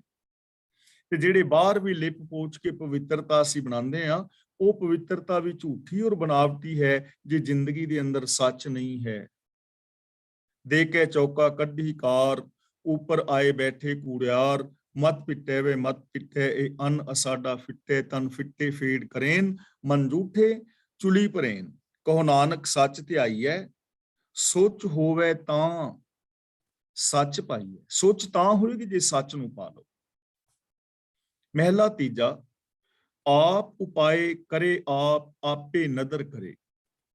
ਪ੍ਰਭੂ ਆਪ ਹੀ ਇਸ ਕਾਇਨਾਤ ਨੂੰ ਪੈਦਾ ਕਰਦਾ ਹੈ, ਕਰੇ ਆਪ, ਆਪ ਹੀ ਸਾਰੇ ਕਾਰਜ ਕਰਦਾ ਹੈ, ਭਾਵ ਇਸ ਸ੍ਰਿਸ਼ਟੀ ਦਾ ਸੰਚਾਲਨ ਕਰਦਾ ਹੈ, ਆਪੇ ਨਦਰ ਕਰੇ ਤੇ ਆਪੇ ਹੀ ਬਖਸ਼ਿਸ਼ਾਂ ਕਰਦਾ ਹੈ, ਦਾਤਾਂ ਦਿੰਦਾ ਹੈ। ਹੁਣ ਇਹ ਚੀਜ਼ ਨੂੰ ਥੋੜਾ ਜਿਹਾ ਸਮਝਣ ਦੀ ਲੋੜ ਹੈ, ਇਹ ਪੰਕਤੀ ਸਮਝ ਆ ਜਾਏਗੀ ਕਿ ਰੱਬੀ ਰਜ਼ਾ ਦੇ ਵਿੱਚ ਇਹ ਸਾਰਾ ਸੰਸਾਰ ਪੈਦਾ ਹੋਇਆ ਹੈ, ਰੱਬੀ ਰਜ਼ਾ ਦੇ ਅੰਦਰ ਹੀ ਇਹ ਸਾਰਾ ਸੰਸਾਰ ਚੱਲ ਰਿਹਾ ਹੈ, ਸਿਸਟਮ ਦੇ ਅੰਦਰ, ਹੁਕਮ ਦੇ ਅੰਦਰ, ਤੇ ਰੱਬੀ ਹੁਕਮ ਦੇ ਅੰਦਰ ਹੀ ਸਾਰੀਆਂ ਦਾਤਾਂ ਮਿਲੀ ਜਾ ਰਹੀਆਂ ਨੇ, ਚਾਹੇ ਉਸ ਹਵਾ ਹੈ, ਪਾਣੀ ਹੈ, ਬੈਸੰਤਰ ਹੈ, ਸੂਰਜ ਹੈ, ਚੰਦਰਮਾ ਹੈ, ਧਰਤੀ ਹੈ, ਜਾਂ ਧਰਤੀ ਵਿੱਚ ਖਣਿਜ ਪਦਾਰਥ ਆਦਿਕ ਨੇ, ਜਾਂ ਵਨਸਪਤੀ ਹੈ, ਜਾਂ ਸਾਰਾ ਕੁਝ ਹੁਕਮ ਦੇ ਵਿੱਚ ਮਿਲੀ ਜਾ ਰਿਹਾ ਹੈ। ਆਪੇ ਦੇ ਵਡਿਆਈਆਂ, ਕਹੋ ਨਾਨਕ ਸੱਚਾ ਸੋਏ। ਸੱਚਾ ਸੋਏ ਦਾ ਮਤਲਬ ਪ੍ਰਭੂ ਸੱਚਾ ਹੈ, ਸदैव ਹੈ। ਸੋਏ ਦਾ ਮਤਲਬ ਸਾਰਿਆਂ ਦੀ ਸਾਰ ਲੈਣ ਵਾਲਾ ਹੈ, ਤੇ ਆਪ ਹੀ ਵਡਿਆਈਆਂ ਦਿੰਦਾ ਹੈ। ਜਿਹੜਾ ਸੱਚਾ ਹੈ, ਜੋ ਸਭ ਦੀ ਸਾਰ ਲੈਣ ਵਾਲਾ ਹੈ, ਉਹ ਆਪ ਹੀ ਵਡਿਆਈਆਂ ਦਿੰਦਾ ਹੈ। ਤਾਂ ਦੇਖੋ, ਵਡਿਆਈਆਂ ਰੱਬ ਨੇ ਬਖਸ਼ਿਸ਼ ਕੀਤੀਆਂ ਨੇ, ਰੱਬੀ ਰਜ਼ਾ ਦੇ ਵਿੱਚ ਵਡਿਆਈਆਂ ਨੇ, ਆਪ ਹੀ ਵਡਿਆਈ ਦੇਵੇਗਾ ਜੇ ਉਹਦੇ ਨਾਲ ਜੁੜ ਜਾਵਾਂਗੇ। ਜੇ ਬੰਦਾ ਸੱਚ ਨਾਲ ਜੁੜੇਗਾ, ਧਰਮ ਨਾਲ ਜੁੜੇਗਾ, ਦਇਆ ਕਰੇਗਾ, ਪਿਆਰ ਕਰੇਗਾ, ਮੁਹੱਬਤ ਕਰੇਗਾ, ਨਿਰਭੈਤਾ ਨਿਰਵੈਰਤਾ ਵਾਲੇ ਗੁਣਾਂ ਦਾ ਧਾਰਨੀ ਹੋਵੇਗਾ, ਤਾਂ ਰੱਬੀ ਹੁਕਮ ਦੇ ਅੰਦਰ ਨੂੰ ਵਡਿਆਈਆਂ ਮਿਲਣਗੀਆਂ, ਬਖਸ਼ਿਸ਼ਾਂ ਮਿਲਣਗੀਆਂ। ਜੋ ਵੀ ਰਜ਼ਾ ਪਾਣੇ ਵਿੱਚ ਤੁਰੇਗਾ ਉਹਨੂੰ ਵਡਿਆਈਆਂ ਮਿਲਣਗੀਆਂ। ਚਾਹੇ ਉਹ ਧਾਰਮਿਕ ਦੁਨੀਆ ਹੈ, ਜੇ ਧਾਰਮਿਕ ਦੁਨੀਆ ਵਿੱਚ ਕੋਈ ਰਜ਼ਾ ਪਾਣੇ ਵਿੱਚ ਚੱਲ ਰਿਹਾ ਹੈ ਤਾਂ ਉਹਨਾਂ ਨੂੰ ਵਡਿਆਈਆਂ ਮਿਲੀਆਂ ਨੇ, ਮਿਲ ਰਹੀਆਂ ਨੇ, ਮਿਲਦੀਆਂ ਰਹਿਣਗੀਆਂ। ਜੇ ਰਾਜਨੀਤਿਕ ਦੁਨੀਆ ਵਿੱਚ ਕੋਈ ਰੱਬੀ ਰਜ਼ਾ ਨੂੰ ਫੋਲੋ ਕਰੇਗਾ ਨਾ, ਤਾਂ ਉਹਨਾਂ ਨੂੰ ਵੀ ਵਡਿਆਈਆਂ ਮਿਲਣਗੀਆਂ, ਕਿਉਂਕਿ ਉਹ ਚੰਗੇ ਕਰਮ ਕਰਨਗੇ। ਜੇ ਸਮਾਜਿਕ ਦੁਨੀਆ ਵਿੱਚ ਵਿਚਰਦਾ ਕੋਈ ਬੰਦਾ ਰੱਬੀ ਰਜ਼ਾ ਵਿੱਚ ਜੀਵੇਗਾ, ਉਹਨੂੰ ਸਮਾਜ ਵਿੱਚ ਮਾਣ ਆਦਰ ਮਿਲੇਗਾ। ਤੇ ਜੇ ਸਾਇੰਸ ਦੀ ਦੁਨੀਆ ਵਿੱਚ ਰੱਬੀ ਰਜ਼ਾ ਨੂੰ ਕੋਈ ਫੋਲੋ ਕਰੇਗਾ ਤਾਂ ਉਹਨਾਂ ਨੂੰ ਵਡਿਆਈਆਂ ਮਿਲਣਗੀਆਂ। ਰੱਬੀ ਰਜ਼ਾ ਦਾ ਮਤਲਬ ਸਿਸਟਮ ਨੂੰ ਜਿਨ੍ਹਾਂ ਨੇ ਫੋਲੋ ਕੀਤਾ, ਜਿਨ੍ਹਾਂ ਨੇ ਖੋਜਾਂ ਕੀਤੀਆਂ, ਕਿੱਡੀਆਂ ਕਿੱਡੀਆਂ ਵੱਡੀਆਂ ਵਡਿਆਈਆਂ, ਮਾਣ ਸਤਿਕਾਰ ਉਹਨਾਂ ਨੂੰ ਮਿਲਿਆ ਹੈ। ਤਾਂ ਇਹ ਸਾਰਾ ਮਾਣ ਆਦਰ ਸਤਿਕਾਰ ਰੱਬੀ ਰਜ਼ਾ ਦੇ ਵਿੱਚ ਹੈ। ਆਪ ਹੀ ਵਡਿਆਈਆਂ ਬਖਸ਼ਦਾ ਹੈ, ਸੱਚਾ ਹੈ, ਸਾਰ ਲੈਣ ਵਾਲਾ ਹੈ। ਪੌੜੀ, ਕੰਟਕ ਕਾਲ ਏਕ ਹੈ, ਹੋਰ ਕੰਟਕ ਨਾ ਸੂਝੈ। ਇੱਥੇ ਕੰਟਕ ਦਾ ਮਤਲਬ ਹੈ ਕੰਡਾ, ਕੰਡੇ ਦਾ ਮਤਲਬ ਦੁਖਦਾਈ, ਕਾਲ ਦਾ ਮਤਲਬ ਮੌਤ। ਤਾਂ ਗੁਰੂ ਜੀ ਕਹਿੰਦੇ ਨੇ ਮਨੁੱਖ ਲਈ ਮੌਤ ਦਾ ਡਰ ਇੱਕ ਐਸਾ ਕੰਡਾ ਹੈ ਜੋ ਹਰ ਵੇਲੇ ਚੁਭਦਾ ਹੈ, ਦੁਖਦਾਈ ਹੈ। ਮੌਤ ਦਾ ਡਰ ਇਹ ਕੰਡਾ ਹੈ ਦੁਖਦਾਈ, ਯਾਨੀ ਹਰ ਇਨਸਾਨ ਮੌਤ ਤੋਂ ਡਰਦਾ ਹੈ। ਇਹ ਮੌਤ ਦਾ ਜਿਹੜਾ ਦੁੱਖ ਹੈ ਨਾ, ਇਹ ਦੁਖਦਾਈ ਹੈ। ਜੇ ਮੌਤ ਸਾਹਮਣੇ ਹੋਏ ਤੇ ਬੰਦੇ ਨੂੰ ਕਿੰਨਾ ਦੁੱਖ ਹੁੰਦਾ ਨਾ, ਭੈਭੀਤ ਹੋ ਜਾਂਦਾ। ਹੋਰ ਕੰਟਕ ਨਾ ਸੂਝੇ, ਇਸ ਤੋਂ ਵੱਡਾ ਕੋਈ ਸਹਿਮ ਹੋਰ ਨਹੀਂ ਹੈ। ਸਭ ਤੋਂ ਵੱਡਾ ਸਹਿਮ ਮੌਤ ਦਾ ਹੈ। ਅਫਰਿਓ ਜਗ ਮੈਂ ਵਰਤਦਾ, ਪਾਪੀ ਸਿਉ ਲੂਝ ਹੈ। ਅਫਰਿਓ ਦਾ ਮਤਲਬ ਅਮੋੜ, ਇਹਨੂੰ ਅਫਰਿਓ ਨਹੀਂ ਪੜਨਾ, ਅਫਰਿਓ। ਅਫਰਿਓ ਦਾ ਮਤਲਬ ਜਿਹੜਾ ਫੜਿਆ ਨਾ ਜਾ ਸਕੇ, ਅਮੋੜ, ਜਿਸ ਤੇ ਰਾਹ ਵਿੱਚ ਕੋਈ ਰੋਕ ਨਾ ਪਾ ਸਕੇ। ਲੂਝੇ ਦਾ ਮਤਲਬ ਝਗੜਦਾ ਹੈ, ਅੜਦਾ ਹੈ, ਦੁੱਖ ਦਿੰਦਾ ਹੈ। ਇਹ ਮੌਤ ਸਾਰੇ ਜਗਤ ਵਿੱਚ ਵਰਤ ਰਹੀ ਹੈ, ਇਸ ਨੂੰ ਕੋਈ ਰੋਕ ਨਹੀਂ ਸਕਦਾ। ਮੌਤ ਤੋਂ ਕੋਈ ਬਚ ਨਹੀਂ ਸਕਦਾ, ਇੱਕ ਅਟਲ ਸੱਚਾਈ ਹੈ। ਜੇ ਕੋਈ 1000 2000 ਸਾਲ ਵੀ ਜ਼ਿੰਦਗੀ ਜੀ ਲਵੇ ਬਾਈ ਦੀਵੇ, ਤਾਂ ਮਰਨਾ ਤਾਂ ਫਿਰ ਵੀ ਪੈਣਾ ਹੈ। ਜੇ 100 ਵਰਿਆਂ ਜੀਵਣਾ ਧੀ ਧਨ ਹੋ ਸਿੱਖੇ, ਮਰਨਾ ਇੱਕ ਸੱਚਾਈ ਹੈ, ਅਟਲ ਸੱਚਾਈ ਹੈ। ਮਰਨਾ ਹੀ ਪੈਣਾ ਹੈ, ਸਰੀਰ ਕਰਕੇ ਮਰਨਾ ਹੀ ਪੈਣਾ ਹੈ, ਇਹਨੂੰ ਕੋਈ ਰੋਕ ਨਹੀਂ ਸਕਦਾ। ਪਾਪੀ ਸਿਉ ਲੂਝ ਹੈ, ਪਰ ਜਿਹੜੇ ਪਾਪੀ ਬੰਦੇ ਨੇ ਨਾ, ਲੂਝੇ ਦਾ ਮਤਲਬ ਇਹ ਮੌਤ ਉਹਨਾਂ ਨੂੰ ਜ਼ਿਆਦਾ ਦੁੱਖ ਦਿੰਦੀ ਹੈ, ਜ਼ਿਆਦੇ ਭੈਭੀਤ ਨੇ। ਉਹ ਇਸ ਮੌਤ ਤੋਂ ਡਰਦੇ ਨੇ, ਜਿਨ੍ਹਾਂ ਦੇ ਅੰਦਰ ਪਾਪ ਵਿਕਾਰ ਨੇ, ਜੋ ਰੱਬੀ ਰਜ਼ਾ ਨੂੰ ਫੋਲੋ ਨਹੀਂ ਕਰ ਰਹੇ, ਉਹਨਾਂ ਵਾਸਤੇ ਮੌਤ ਦੁਖਦਾਈ ਹੈ। ਮੌਤ ਦੇ ਭੈ ਦੇ ਥੱਲੇ ਹਮੇਸ਼ਾ ਦੱਬੇ ਰਹਿੰਦੇ। ਗੁਰ ਸ਼ਬਦੀ ਹਰ ਭੇਦੀਐ, ਹਰ ਜਪ ਹਰ ਬੁਝੈ। ਜੇ ਗੁਰੂ ਦੇ ਸ਼ਬਦ ਦੀ ਰਾਹੀਂ ਹਰ ਭੇਦੀਏ ਦਾ ਮਤਲਬ ਰੱਬੀ ਰਜ਼ਾ ਦੇ ਵਿੱਚ ਆਪਣੇ ਮਨ ਨੂੰ ਵਿੰਨ ਲਈਏ। ਹਰ ਜਪ ਦਾ ਮਤਲਬ ਪ੍ਰਭੂ ਦੀ ਸਿਫਤ ਸਲਾਹ ਕਰਕੇ, ਰੱਬੀ ਗੁਣ ਗਾ ਕੇ। ਹਰ ਬੂਝੇ ਦਾ ਮਤਲਬ ਜੇ ਰੱਬ ਨੂੰ ਸਮਝ ਲਈਏ, ਅਸਲੀਅਤ ਨੂੰ ਸਮਝ ਲਈਏ। ਜੋ ਮਨੁੱਖ ਸਤਿਗੁਰ ਦੇ ਸ਼ਬਦ ਦੀ ਰਾਹੀਂ ਰੱਬੀ ਗੁਣਾਂ ਦੇ ਵਿੱਚ ਪਰੋਤਾ ਜਾਂਦਾ ਹੈ, ਉਹ ਪ੍ਰਭੂ ਦੇ ਗੁਣਾਂ ਦੇ ਨਾਲ ਸਾਂਝ ਪਾ ਕੇ, ਰੱਬੀ ਹੁਕਮ ਦੇ ਨਾਲ ਸਾਂਝ ਪਾ ਕੇ ਅਸਲੀਅਤ ਨੂੰ ਸਮਝ ਲੈਂਦਾ ਹੈ। ਉਹਨੂੰ ਸਮਝ ਆ ਜਾਂਦੀ ਹੈ ਕਿ ਜਨਮ ਔਰ ਮੌਤ ਇਹ ਦੋਵੇਂ ਜ਼ਰੂਰੀ ਨੇ ਸੰਸਾਰ ਨੂੰ ਚਲਾਉਣ ਲਈ। ਜੇ ਇਸ ਦੁਨੀਆ ਵਿੱਚ ਸਿਰਫ ਜਨਮ ਹੋਵੇ, ਮੌਤ ਨਾ ਹੋਵੇ, ਤਾਂ ਇਹ ਦੁਨੀਆ ਚੱਲ ਨਹੀਂ ਸਕਦੀ।